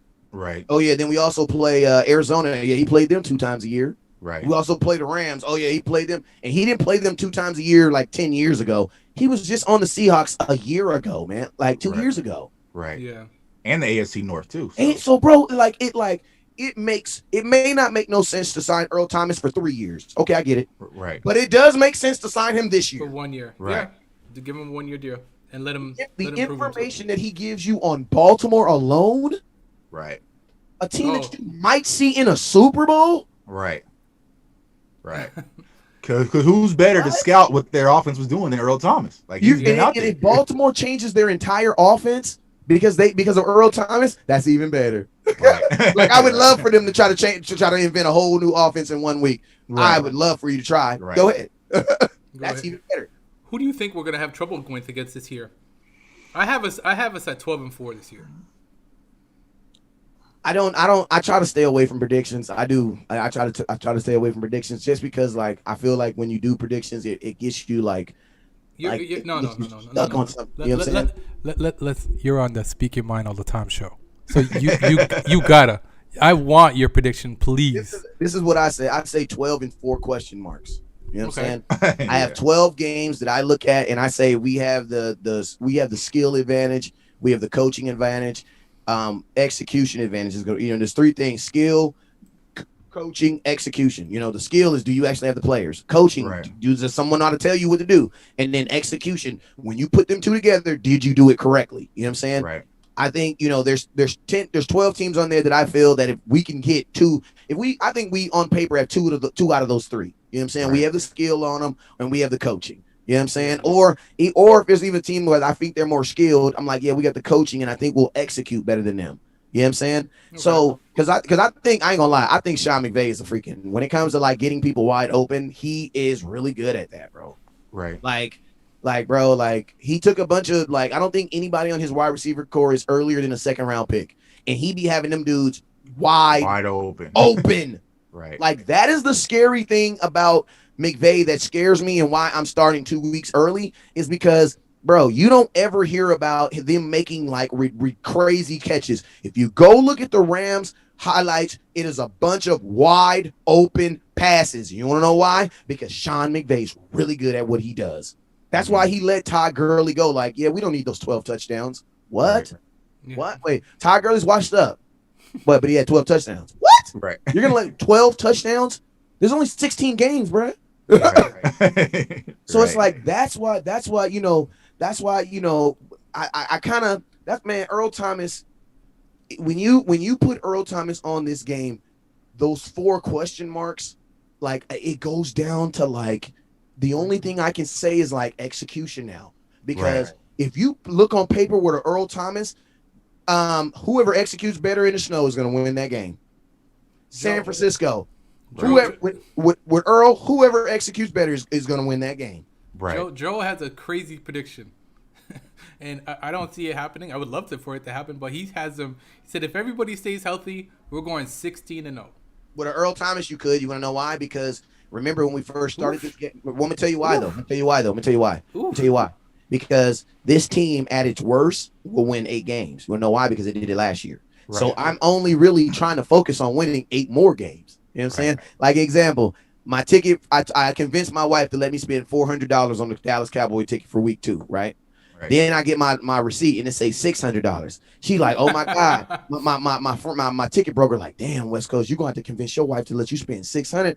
I said, hell no, I gotta spend her. I gotta get her to let me spend an extra $200. She already said yes before, so we not gonna bring that up. You know what I'm saying? We ain't bringing that up. You know what I'm saying? I'm gonna just talk about I need $200 more. You know what I'm saying? Right. The smaller number works. So, bruh, if you look at Earl Thomas, man, I just look at my season last year. My worst season under Dak Prescott, 8-8. I put Earl Thomas on that team that doesn't have a CeeDee Lamb, doesn't have a Gerald, doesn't have a Poe, doesn't have a better coach that understands that, hey, when you play Chicago, maybe you should practice in the snow. I don't know. Right. You know what I'm saying? Or maybe when you go to New England, maybe we shouldn't try to throw the ball 30 times in the rain. I don't know, just common sense stuff. Right. You know what I'm saying? Maybe we should run on 3rd and 1. We have Zeke. I don't know. You know what I'm saying? Yeah. We have common sense stuff like that. So it's like before you even think about this, you have all this extra stuff, and then on top of that, you put Earl. Bro, Earl is literally he's getting into the guaranteed stuff. If you talk about Earl, you put Earl on this team, I feel confident to go down to Vegas and put some money on the Cowboys. Let's do it. Right. You think Earl will get signed Monday, Tuesday? Do you think we'll hear something about it? I think he already knows where he's going. I just think it's about Jerry Jones said it, man. Jerry Jones said that it's no longer about talking. It's about talking to his agent and getting those and having those conversations. I think that Earl and the Dallas Cowboys have already understand what's going to happen because I think Earl called Jerry Jones after he punched that dude. I think he did. Right. I think. Do we know what the real story is behind it? Yeah, the real story is this: Earl Thomas signed the biggest contract in Baltimore history to be their safety. And the reason why they gave him so much money is because they didn't tell him that he was going to be running a defense that he's never runs ever. He's a cover 3 safety, and he should have stayed a cover 3 safety. Freaking Baltimore, they run cover 2. They run a bunch of exotic stuff. And guess what? That had Earl Thomas looking non-Earl Thomas. Like, think about this. Earl Thomas has been looked at it as a god. And you're going to tell me it only took 1 year for us to be thinking like he's washed up? Oh, yeah, he's not good. Even though he did make a Pro Bowl. Right. You know? So it's like, I think, and then you also got to remember, in a cover 3 defense, you're in the middle of the field. You can basically do what you want to do. Why? Because your corners are manned up. They're dogging. The reason why they were able to do that is because they had Richard Sherman. They had some high-end corners. Oh, yeah. Now, in Baltimore, you're more of a cover 2. That means you actually have a place you're supposed to be on every play. Right. You know what I'm saying? When you play cover 3, or you go anywhere you want to go, you can go to concession stand and get a hot dog. If you can get back before they hike the ball, you can go to the concession stand and get a hot dog and come back. You know what I'm saying? In a cover 3 defense, because they don't care where you go. You know what I'm saying? But in that defense in Baltimore, he had a responsibility where he was supposed to be every single play. And I'm going to be honest with you, I don't think Earl could adapt. And what happened that day, from what I've heard from Adam Schefter, is Earl Thomas he was in the play. He saw a potential, thought he could sack the quarterback. He took off running to go, he blitzed and go sack the quarterback, supposed to be in coverage. Guess what Lamar Jackson did? He threw the ball. Right. And guess what the ball did? It went right over his head. Right. And he got scored on, and the kid that he punched got scored on. The kid that he punched took his helmet off and threw his helmet. Now, I'm going to be honest with you. That says a lot about Baltimore, because I'm going to tell you this right now. If Dak throw an interception and anybody except for Amari Cooper or Ezekiel Elliott take their damn helmet off, and throw it on the ground because you mad at Dak Prescott? Right. A veteran for missing a practice? Right. We ain't even talking about the game I love. We talking about practice. What Allen ever say? Right. Practice. We talking about practice. You ain't Earl Thomas. Anybody that feels that they can get mad at Earl Thomas for missing a play and you got the audacity to throw your helmet off, I'm punching you. Yeah. Why? 'Cause I'm about to remind you that I'm Earl Thomas. And he got punched. And then it was pretty much downhill from there. And then he called Jerry, come get me. And guess what? Just like you do, just like, hey, I ain't gonna say this because my, you know what I'm saying, my wife watching, but just like when I was a single man and that she be like, man, that other girl be like, man, I don't want to be with you no more. I'm with Tucker. I'm like, man, I'm not about no Tucker, man. F Tucker, man. He got that Marvel hat on, man. No damn Tucker, man. Yeah. I ain't even tripping. I said, what's up with you, man? You doing so late? Like, you know how that's how the conversation went. Yeah. You know. So you know that's how the conversation went. What's up, saying? Yeah, man, I can't stand Tuck. You don't like it, man?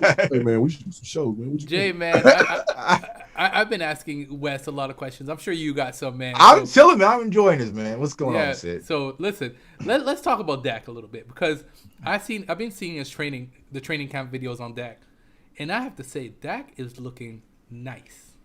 Yeah, he's looking. First of all, he's slim. Has more zip on the ball.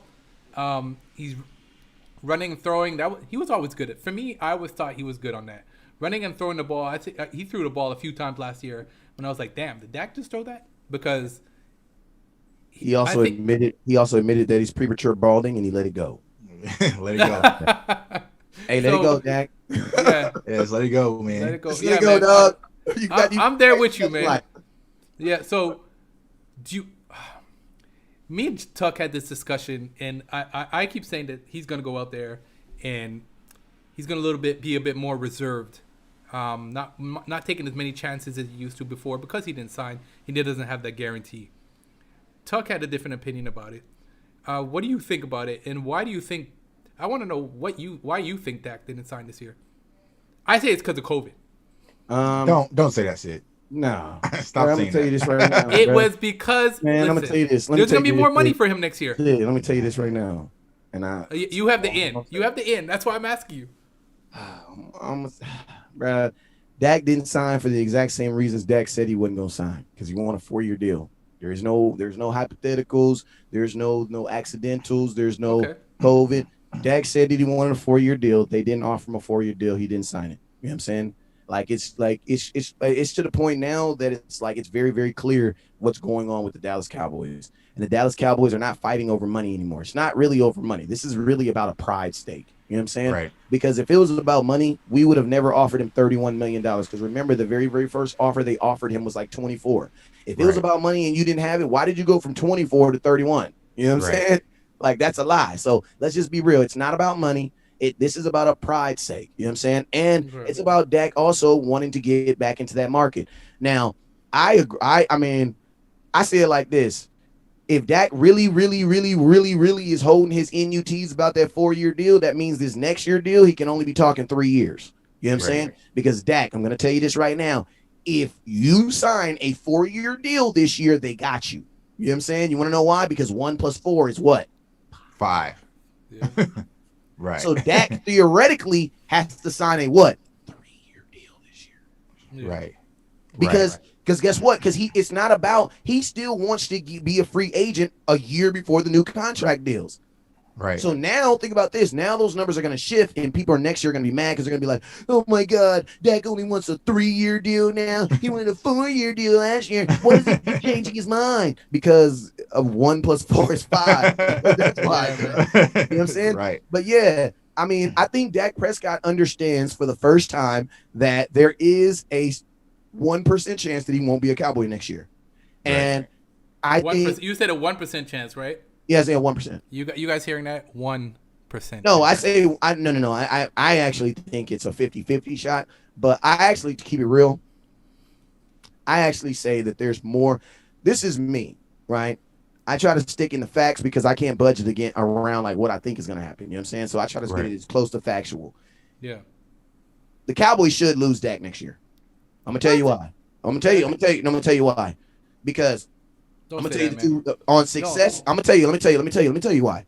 If we're successful, how do you afford him? Right. If he wins, listen. No, bruh, stop saying gonna. Jerry don't gotta do nothing. Right. Jerry proved that to you this year that he don't gotta do nothing. Right. Like, what are you talking about? No fans in the stands? Oh, what did Jerry say? We're gonna play our football 2020. We're gonna play fans. I want you to hold that thought 1 sec. Hold that thought 1 sec. Man, we got some Eagles trollers in the house, but it's okay. We don't mind them. We want to show some love to the Eagles fans. They showed us a lot of support the other day. And guys, don't hate on them. Just let them. They're in here. They're gonna troll. It's okay for them to troll as much as they want to. We appreciate them tuning in and seeing what's up. Now, somebody did say something that I want to ask you. He said that the Dallas Cowboys don't believe in Dink and Dak. I don't know why people call him that. Yeah. Now, I want you to continue on what you were saying, but I also want you to comment on that. Okay. Quick. I wrote this down because I was trying to. What was we talking about first? We were talking about the 50-50 thing with Dak. Yeah. Oh yeah. Wait. Talking about. Oh, losing Dak. There we go. Yeah. This is my thing. If Dak Prescott, okay, right? Patrick Mahomes won a Super Bowl, he gets $502 million.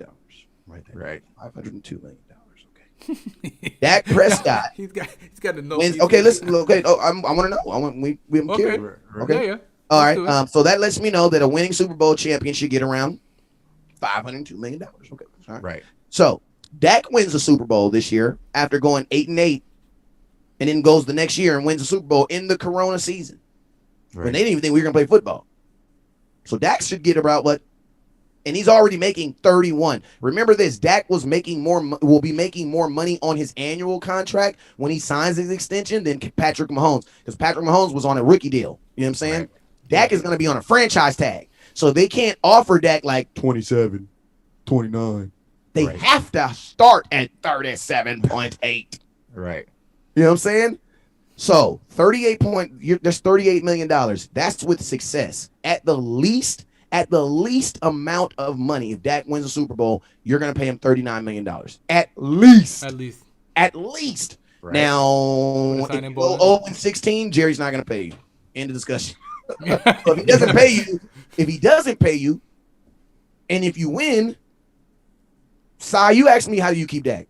Because I just explained to you, if he wins, and then also, did I also remember, did we tell you guys that it's Corona season and that the cap is going to probably go down $25 million? Why? Right. Because there's no fans in the stands. That's why. Right. Wait, where are they going to get all that money that they lost from this season? They're going to take it out of the player's salary next year. Right. You know what I'm saying? So there's a big TV contract coming next year too. No. That's in 3 years. Remember? That's in 3 years.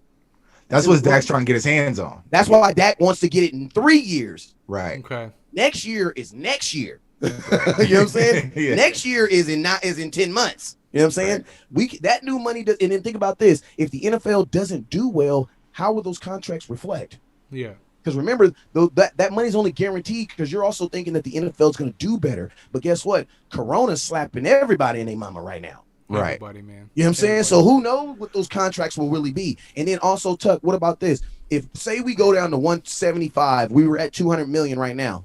We go down to 175, the contracts will probably just put you back where you started. Right. But it's not going to put you above.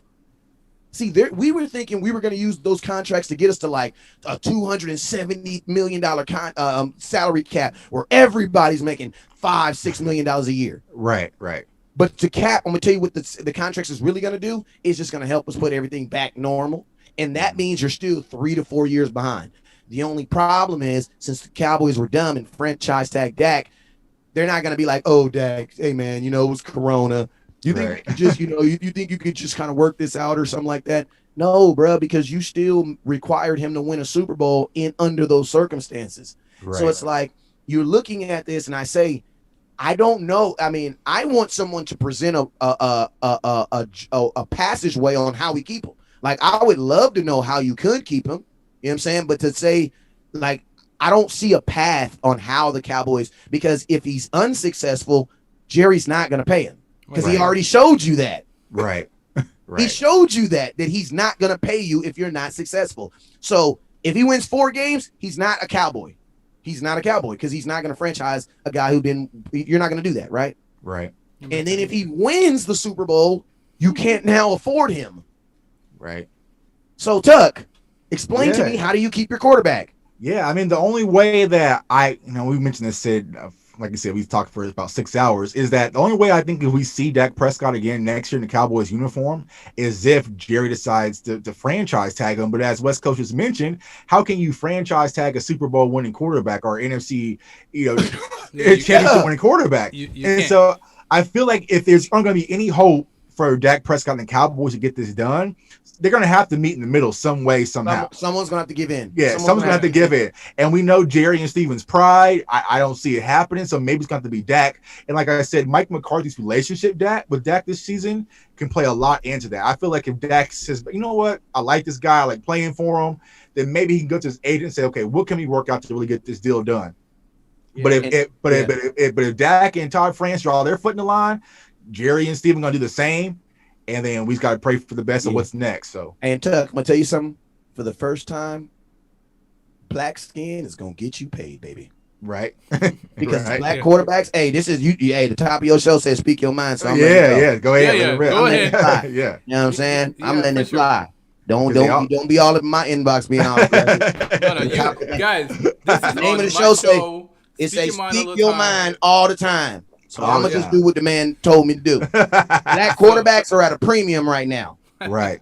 Listen, I want to send a shout out. But hold on. I want to stay on this for like 2 seconds if you don't mind. Go ahead. Let's just be real. With everything that's going on in America right now, a black Super Bowl or winning quarterback coming to your organization, bro, that is tickets. Right. Tickets, yeah. That is money, and that is a lot of money that people aren't thinking about right now, too. Right. Especially a Dallas Cowboys Super Bowl winning quarterback, too. Man, any team will overpay for that. Right. Yeah. So I felt like, and that's why Jerry won't take that risk to actually letting him hit the free agency market and see what Dak's how much money we making off Dak. Think how much money we made off Dak. And I'm obviously this is what fans will say. In only one playoff game, you're absolutely right. Think about that. Right. Think about all the money. So imagine a team like an Indianapolis or a team that's in a bad market, bro. Or them teams would love Dak. Right. Why? Because they're gonna sell jerseys for one.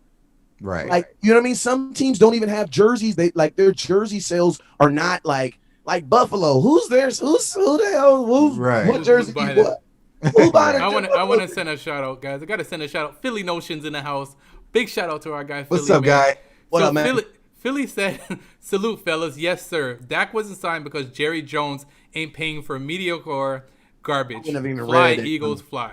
I wouldn't even. I'm gonna be honest with you, man. I've been doing this for 4 years, man. 4 years live. You know what I'm saying? Every day. First off, man, stop showing all that damn love to them Eagles fans. Nobody give a damn about y'all Eagles fans. I'm looking at the camera and I'm telling you right now, y'all eat shit for a living. You know what I'm saying? You know what I'm saying? You ain't your brand will be perfectly fine if not one Eagle fan watches. So nobody give a damn. Man. I appreciate the love. Y'all. Man, they ain't gonna show you no love, man. What the hell you mean, man? Damn Eagles fans. So I have a question for you, and because he's in here, who's a better QB, Dak or Wentz? Bro, what? Don't get emotional. I'm not gonna get emotional. I'm gonna tell you like this, man. Who is standing up correctly? You know what I'm saying? Who can stand up the longest without falling down? What was those stats from the other night? So Dak Prescott is 8-16 when he's wearing black socks or whatever. Yeah. Bro, they dug so deep with these stats. Under 2 minutes. Hey, can I say this? This is what I'm gonna tell y'all, right? This is what I'm gonna tell you this, right? Eagles fans know this. In the greatest season in Eagles history, 2017. Oh my God, it was amazing. It was beautiful. We wept, we cried, held each other. Big Dick Nick Foles. Right. That's what y'all called him. Yeah. Grown men said that about another grown man. So I'm not saying that's what y'all said about him. And guess what? Y'all couldn't beat the Cowboys one time that year. Think about that, bro. Right. Think about that. In your greatest season, yep, you was able to win a Super Bowl and not beat the Dallas Cowboys. So go hold that, man. I mean, and now you got, and then think about this. The Eagles are in the worst. Like, I'm gonna tell y'all this. You don't disrespect Dak by even comparing Wentz, because you don't even know if Wentz is gonna be the starter, bro. That's what I'm saying. Let's go. Wentz is gonna be the starter. So it's like, let's not compare Dak to like Like I tell people, Dak is good by the people you compare him to. It's just like it's like your ex. You know what I'm saying? You know I'm good. Why? Because look at the niggas you compare me to. You know what I'm saying? Right. Look at the dudes you compare me to. You feel me? Oh, he Yeah. ain't no Little Wayne. He ain't no you right. You know what I'm saying? But I'm up there though. I might not be the prettiest, but I know I'm top 3. You know what I'm saying? So it's like, Right. like the Eagles literally, this is what I love about Eagles fans. You guys are about to have a $32 million backup quarterback. You want to know why? Because you drafted Jalen Hurts in the what was that? The second round? Second round. So my question, do you actually, let's just kill this nonsense about, oh, they drafted him so they can raise him up and trade him. You don't do that with a second round pick. They said trick plays, right? They said how is it a trick play if he's coming on the field? Not just trick play, that the Eagles are going to a 2 QB. And I love that rotation. My coach Dixon, he ain't dead, but he out there in that heat training somebody. I know he's training somebody right now. That's my old football coach. He used to tell me this, man. You got 2 quarterbacks, you have no quarterback. Right. You have none. Right. You have none. And my question is, who does Jalen Hurts remind you a lot of? Dak Prescott. And let's just be real, right? Like Carson Wentz can do whatever he wants to do, but it's like this. My boy Boss Cowboy used to always says this, and I love this statement. It's from the movie Gladiators. Win the crowd, win your freedom. You know what I'm saying? Basically, that's what Jordan Lewis did. Jordan Lewis played because the crowd was like, Jordan Lewis. Why? Right. Because he was balling. So you couldn't, like, the Cowboys got to a point where, like, we're going to look dumb if we don't play this kid. You know what I'm saying? Like, bruh, Jalen Hurts, if he's healthy, he's going to go out there, and if it is a trick play, he's going to be a trick play, and then guess what? The Eagles are going to be waiting for Carson Wentz to get hurt. But the only problem is the contract. They put themselves in such a precarious situation. It's like the only way they're going to be able to get out of that is they're either going to have to trade him or they're going to just have to eat a lot of money. Or even worst case scenario, they have the very first $32 million backup quarterback. Either way, I love it for their franchise. I just love it. I love the discord. We won't even discuss more about the Eagles. I had to ask the question. Anytime you see an Eagles fan, they ask you a question about your Cowboys, ask them, who's your starting quarterback for 2020? Like, can we just start there? Because I want to know who we going to play. When you know, let us know. Yeah, when you know, let us know. Because, like Tuck, let me ask you a question. Dallas Cowboys draft Jalen Hurts second round. What does that say about Dak Prescott? That we not be honest. That we not sold on him. Yeah. Right. So why is that different from the Eagles? Right. Yeah. Right. And actually, they didn't just draft him in the second round. They traded up to get him. They traded up to get him. And think about this. We were talk about not believing. They said that Dallas doesn't believe in their RQB. I believe that the Eagles don't believe in their QB. They don't, because think about this, Tuck. We just interviewed Jalen on the phone, and they put it on the internet, and Cowboy fans went crazy. And he had his name with the Cowboys logo on the behind him. Remember? Yeah. Like Cowboy fans went crazy. You want to know why? Because all those fans who are just haters and don't really watch film. Oh my God! Yes, we're finally getting rid of Dak, right? Okay, so if that's what that meant for us, how is that different for another team? Right. I asked him that too. I said, "What do you think that says to your starting QB? That you went after another QB on your second round pick?" And then think about this. This is only 1 year after re-signing that same quarterback. Right.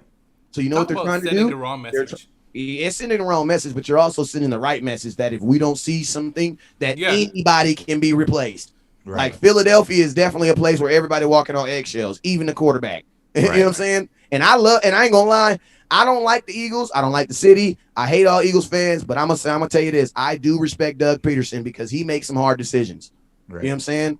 Like, he will make them hard decisions when it comes to the organization. And that's why, the Eagles are going, as much as I don't like them, they're always going to be a thorn in our side. You want to know why? Because they do have a coach who will do what they have to do. Because that was to draft Jalen Hurts. That's gangster, bruh. Right.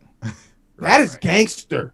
Right. And that also lets you know that it's someone in that organization has had the conversation of, hey, man, we're about to go into this real heavy portion of his money that we gave him, the extension. Because remember, for these first 2 years, Carson Wentz was still on a 5-year deal.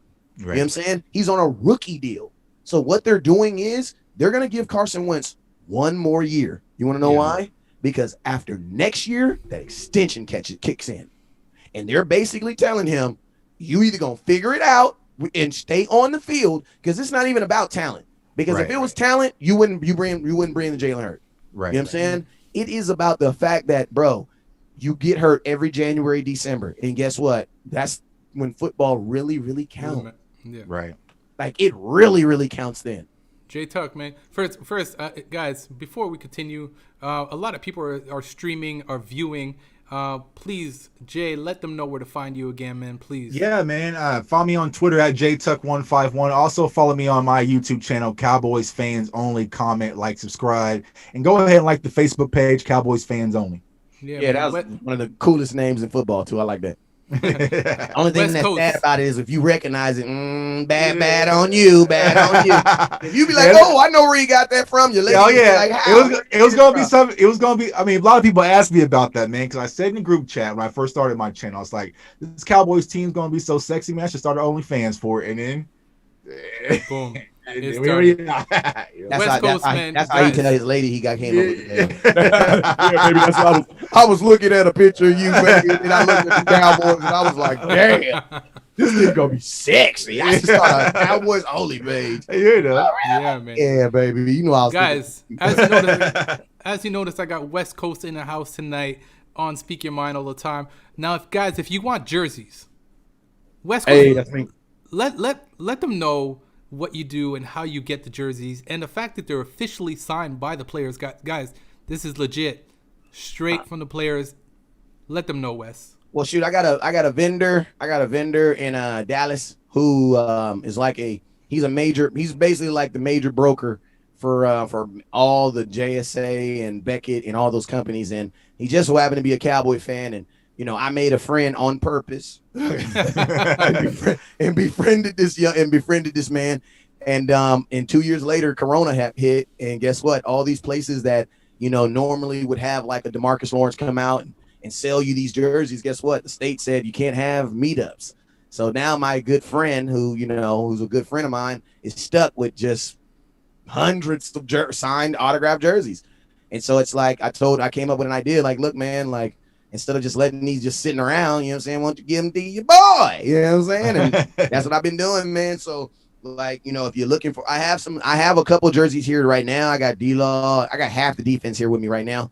I keep, anything that's under like $250, I'll have on me, like D-Law, Michael Gallup, Cooper. Anything that's north of 300, like the man that's behind you right there, Ezekiel Elliott. Ezekiel Elliott ain't even 300. He's like 370, 400. You know what I'm saying? He is a very, very expensive player. You know what I'm saying? And then Dak Prescott is right behind him. You know what I'm saying? Dak is probably like $60 off. So, if you're looking for, I always tell people just, inbox me. I have some on hand right now. I keep a couple of them on hand right now. But if there's a specific player that you're looking for, like a specific jersey or something, just inbox me, and then I'll definitely be able to get it, and then we'll get it out to you, man. But, man, it's, just somebody actually asked about your T-shirt. Somebody said they want the shirt that you got on right now. Man, I ain't gonna lie. I bought this T-shirt on one of them Facebook things. I'm just that. Hey, I got PayPal, and I always got a couple dollars in my PayPal. Like, if I get it next year, then so I'll get it. You know what I'm saying? But my goal is to stay the flyest. You're saying, I go live so much that I'm very I'm adamant about just making sure I have something different. So that people can tell my videos apart. You know what I'm saying? That's what really started me wearing the different Cowboy stuff, is just so that people, because I go all live so often, I didn't want people to look at it and be like, dang, that's the same video. So I got a gang of just anytime I see something that's Cowboys that's different, I always scoop it up. Yeah, man. Great. Man, guys, I'm going to have something coming up big. Me and J Tuck talked about it.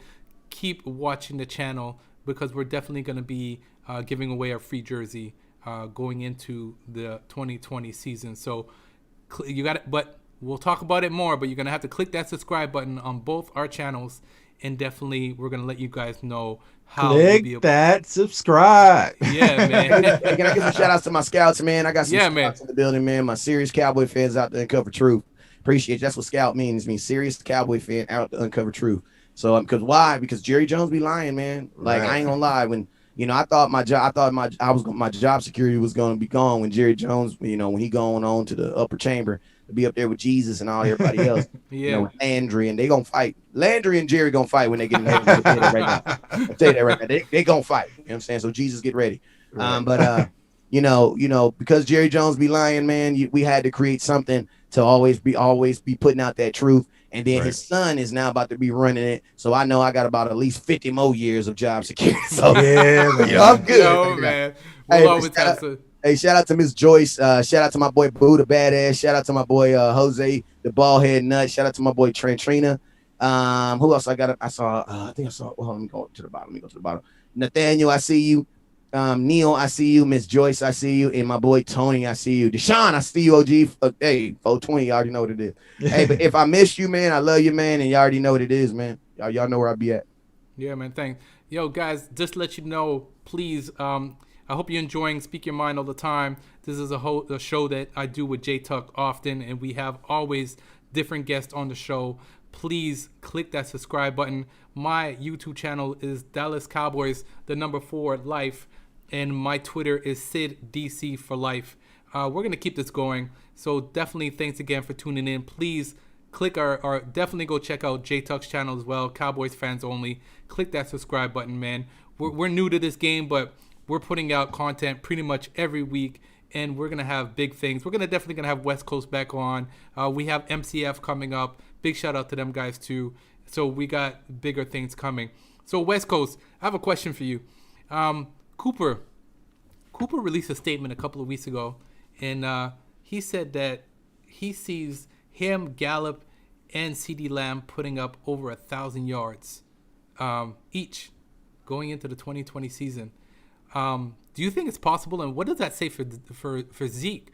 Or are we gonna have is Dak gonna have a 6,000 yard season that people are saying that it's possible to happen?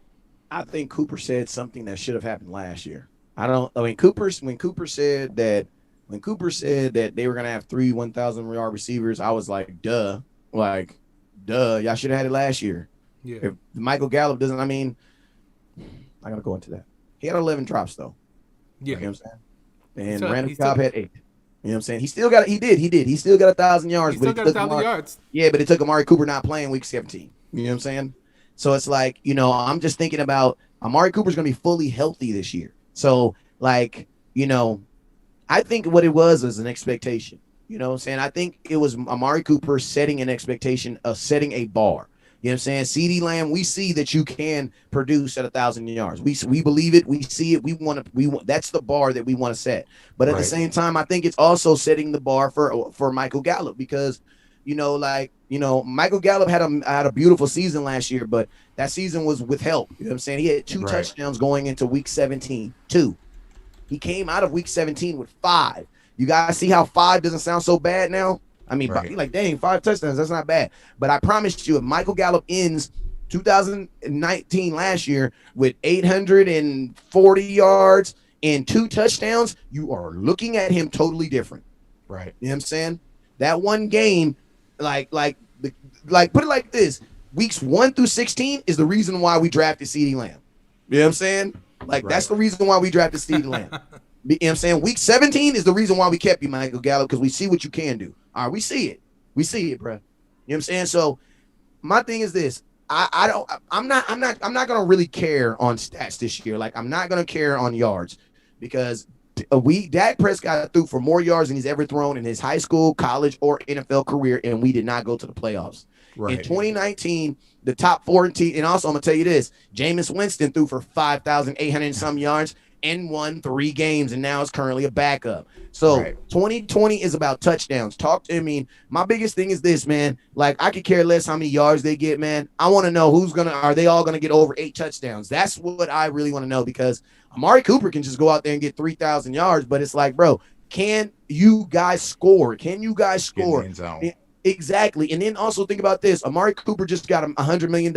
I know we just forget. It's crazy how we literally forget about $100 million wide receiver. Right. But he just got $100 million, right?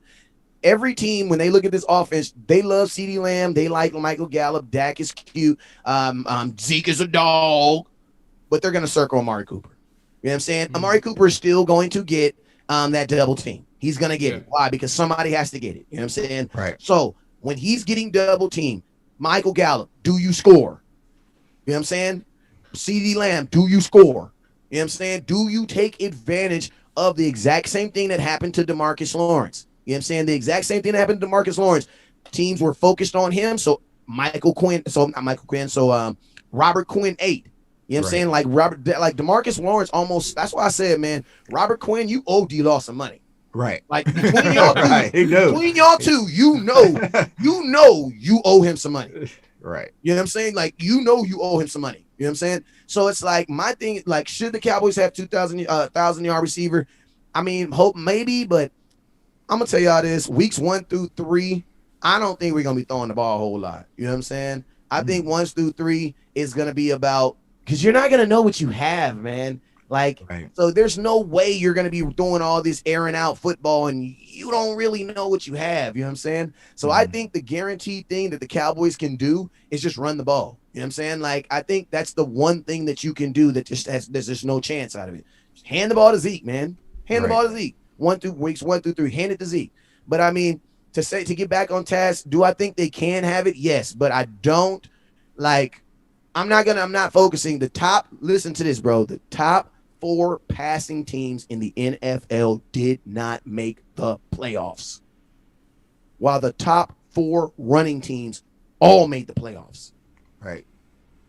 You know what I'm saying? And that's something a lot of people are looking past, man. They're seeing the weapons, and so they're getting excited about it. You want to air the ball out. But honestly, man, even though with the weapons we have with this wide receiver core, it ends and starts with Zeke, man. Like, it really needs to be with Zeke, man. Yeah, Zeke and Pollard, man, they're going to be the most important pieces. And so, yeah, I personally don't agree with the whole 3,000-yard wide receivers. And the reason why I said it's not going to happen is because I think Blake Jarwin's going to take on the bulk of those catches that were missed out as well. So somebody's catch is going to get cut out. It might be Gallup, but theoretically, it should be Gallup, right? Because you have $100 million invested into Amari Cooper. You just drafted CeeDee Lamb 17th. Yeah, 17 overall, where he was drafted overall. Like, priority says that your priorities on getting the ball should be Zeke, because he makes $14 million a year. He's a running back. If he's not getting the ball, then it should be Amari Cooper. It should be Blake Jarwin. Strong statement you just said right now, Tuck. Right. Because in a West Coast offense, it was Jerry Rice and the tight end that was tearing you up. Right. You know what I'm saying? Right. And Blake Jarwin makes $8.5 million this year. Yeah. So theoretically, Dak should be looking at Amari Cooper. Oh, no, he's not open. Okay, Blake Jarwin. No, he's not open. CeeDee Lamb, Michael Gallup. Right. That's where it should be. So, I mean, I really don't need the 3,000 yards. I don't need it from them. You know what I'm saying? I need them to affect the game with touchdowns. Like, if CeeDee Lamb only gets 600 yards and 7 touchdowns, bro, that is Mekhi Hartman, the kid from freaking out there where you are. Yeah, Kansas City, yeah. Like, hey, I'm going to keep it real, Tuck. If CeeDee Lamb can be him year 1, I'm fine. Right. I agree. Because it's a game changer, man. Like, we need people to get in end zone. Because when you think about it, last season, we struggled a lot in the red zone. Like, that was one of our biggest knocks. So get into the end zone. So I know Mekhi Hartman wasn't even a big-time draft pick either. Right.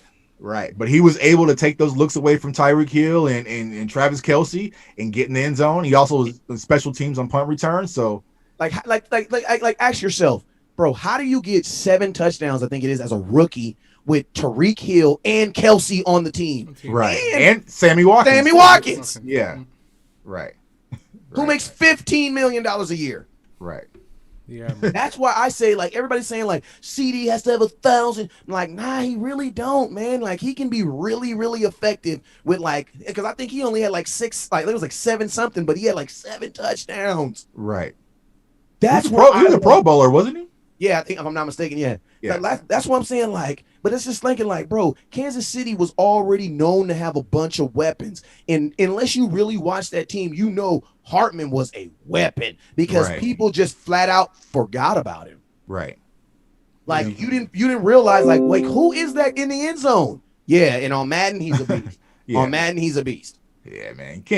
Don't be playing with the Chiefs, man. Everybody watching this, don't be playing the Chiefs. Chiefs or Ravens. Chiefs or Ravens, bro. Yeah, if you don't be an arrowhead like that, man, I'm tired of logging on. Oh, you was the one that said that. Yeah, man. Well, you were the one that said that. every game I log on, man, I'm playing against the Kansas City Chiefs. Like, man, y'all not an arrowhead like that, man. Run with your squad, man. Run with your squad. You know what's so crazy, bro? I saw that post and then I was talking about it on my live. I was like, man, somebody said the realest thing in the world, bro, because I went live. Baltimore, first game. Second game, Kansas City. Okay. Right. Third game, Kansas City. Okay. Fourth game, Baltimore. Okay. Right. Fifth game, Kansas City. Yeah. I'm like, bro, are you freaking kidding me? Right. I'm telling you, man. Listen, guys, this has been great. This has been a lot of fun. We're definitely going to do this again. West Coast, man, I'm going to hit you up because I need your help with Ultimate Team because I don't know. I don't even play it, bro. I can't get around the All-Stars. I can't do it. It's addictive, man. It's addictive. It's addictive, man. I'll get on it, but I mean, I try it, but I don't know. You on PlayStation or Xbox? Xbox. Okay. Oh man, I'm shocked. Jay Tucker's rather my boy usually said on I'm Xbox. shocked. Wow, my boy said I'm shocked. Yeah.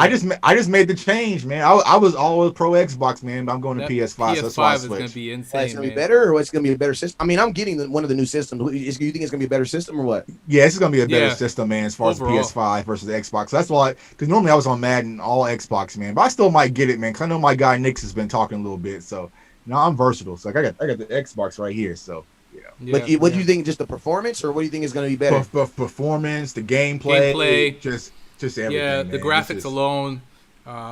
Listen, it's gonna be an amazing machine, man. Yeah. So both of you guys are gonna do the PS. Getting Yeah. the PS, man. So that's why I just switched over. The only man. thing I'm wondering, Jay Tucker, and I don't know if anybody knows this, but if you're playing Madden on PS4 right now, and you get the PS with the new Madden, is your Ultimate Team gonna flip over? Yeah, absolutely. Better, yeah. Yeah, because it's because you gotta remember your Madden is saved on their EA servers. Right. That's Yeah. why. You know what I'm saying? I hope, man, because I'll be pissed if No, I it is. Yeah, it'll do. That's why they require you to have a login for it because it's not saved. Yeah, but on the, your it's saved stats in your will- EA.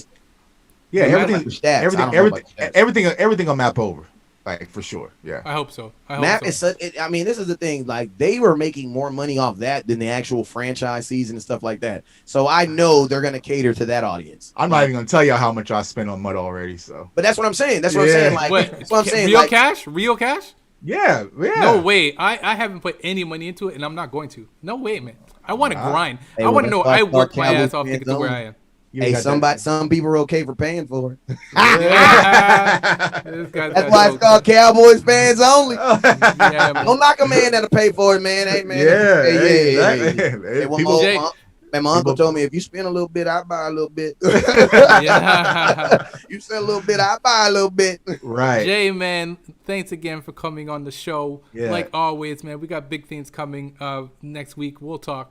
Let the fans know where to find you once again, please. Yeah, man. Once again, Cowboys fans only, the YouTube channel. Go ahead. Appreciate everyone who's been subscribing, man, from everywhere. All the love and support in the chats, man. It's been crazy these last few weeks. So we got more content, a lot of things coming on the way. And also hit me on Twitter at JTuck151, man. Like I said, I follow all Cowboys fans back. Yeah, man, 100%. West Coast, man, let them know about your YouTube channel. Let people, any Xbox players out there, let them know your gamer tag if you want to. And let me know if anybody smokes you. I want to know who beats West Coast. Does anybody beat West Coast? Hold up, because I'll knock you out in the street, but on Madden, I ain't gonna lie, I need a little help. So I'm one of them dudes that I'm still, you know what I'm saying? Because I took it. This is the thing about Madden, like if you took a break, I took a break from 2017 Madden. No, 18. From 18, and I didn't play from 18 to 20. You can't do that with Madden, bro. Because you can't because now I'm that Madden player that's up late at night logging like 8 and 9 hours trying to get back to where I was. You know what I'm saying? Because if you miss a gear, it really matters. It changes. Yeah. It changes, you know what I'm saying? And now this new Madden is actually better because it's not as video gamey, but at the same time, I'm used to kind of video gaming.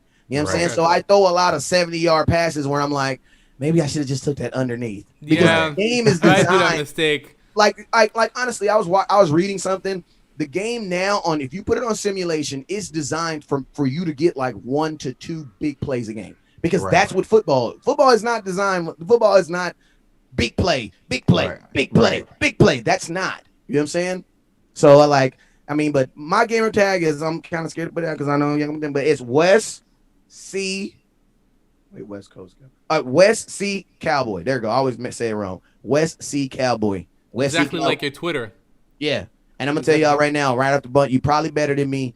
It's all good. You know what I'm saying? We gonna get better. I'm gonna be better He's every humble, day. man. I Yeah, appreciate humble. it. But I'm one of them dudes that's humble, but then when I win, I'm in your face. I I'm in your face. I give a shout out to my guy Nick, man. So on my channel last week, I had a guy who's a competitive Madden player. He's a Cowboys fan. And he has his own channel, man. So he was giving me some tips online, man. Got me right with my stick skills for this 21. Yeah, man. So yeah, because it's a lot in the adjustment. I'll tell y'all right now, the adjustment screen is where everything's done on defense right now. Yes, yes, and I'm gonna tell you something, Tuck. I'm still at that point. Like my boy told me, he's like, I can always tell people where they are, where they play their Madden. He's like, why? He's like, because you don't do no defensive adjustments. Right.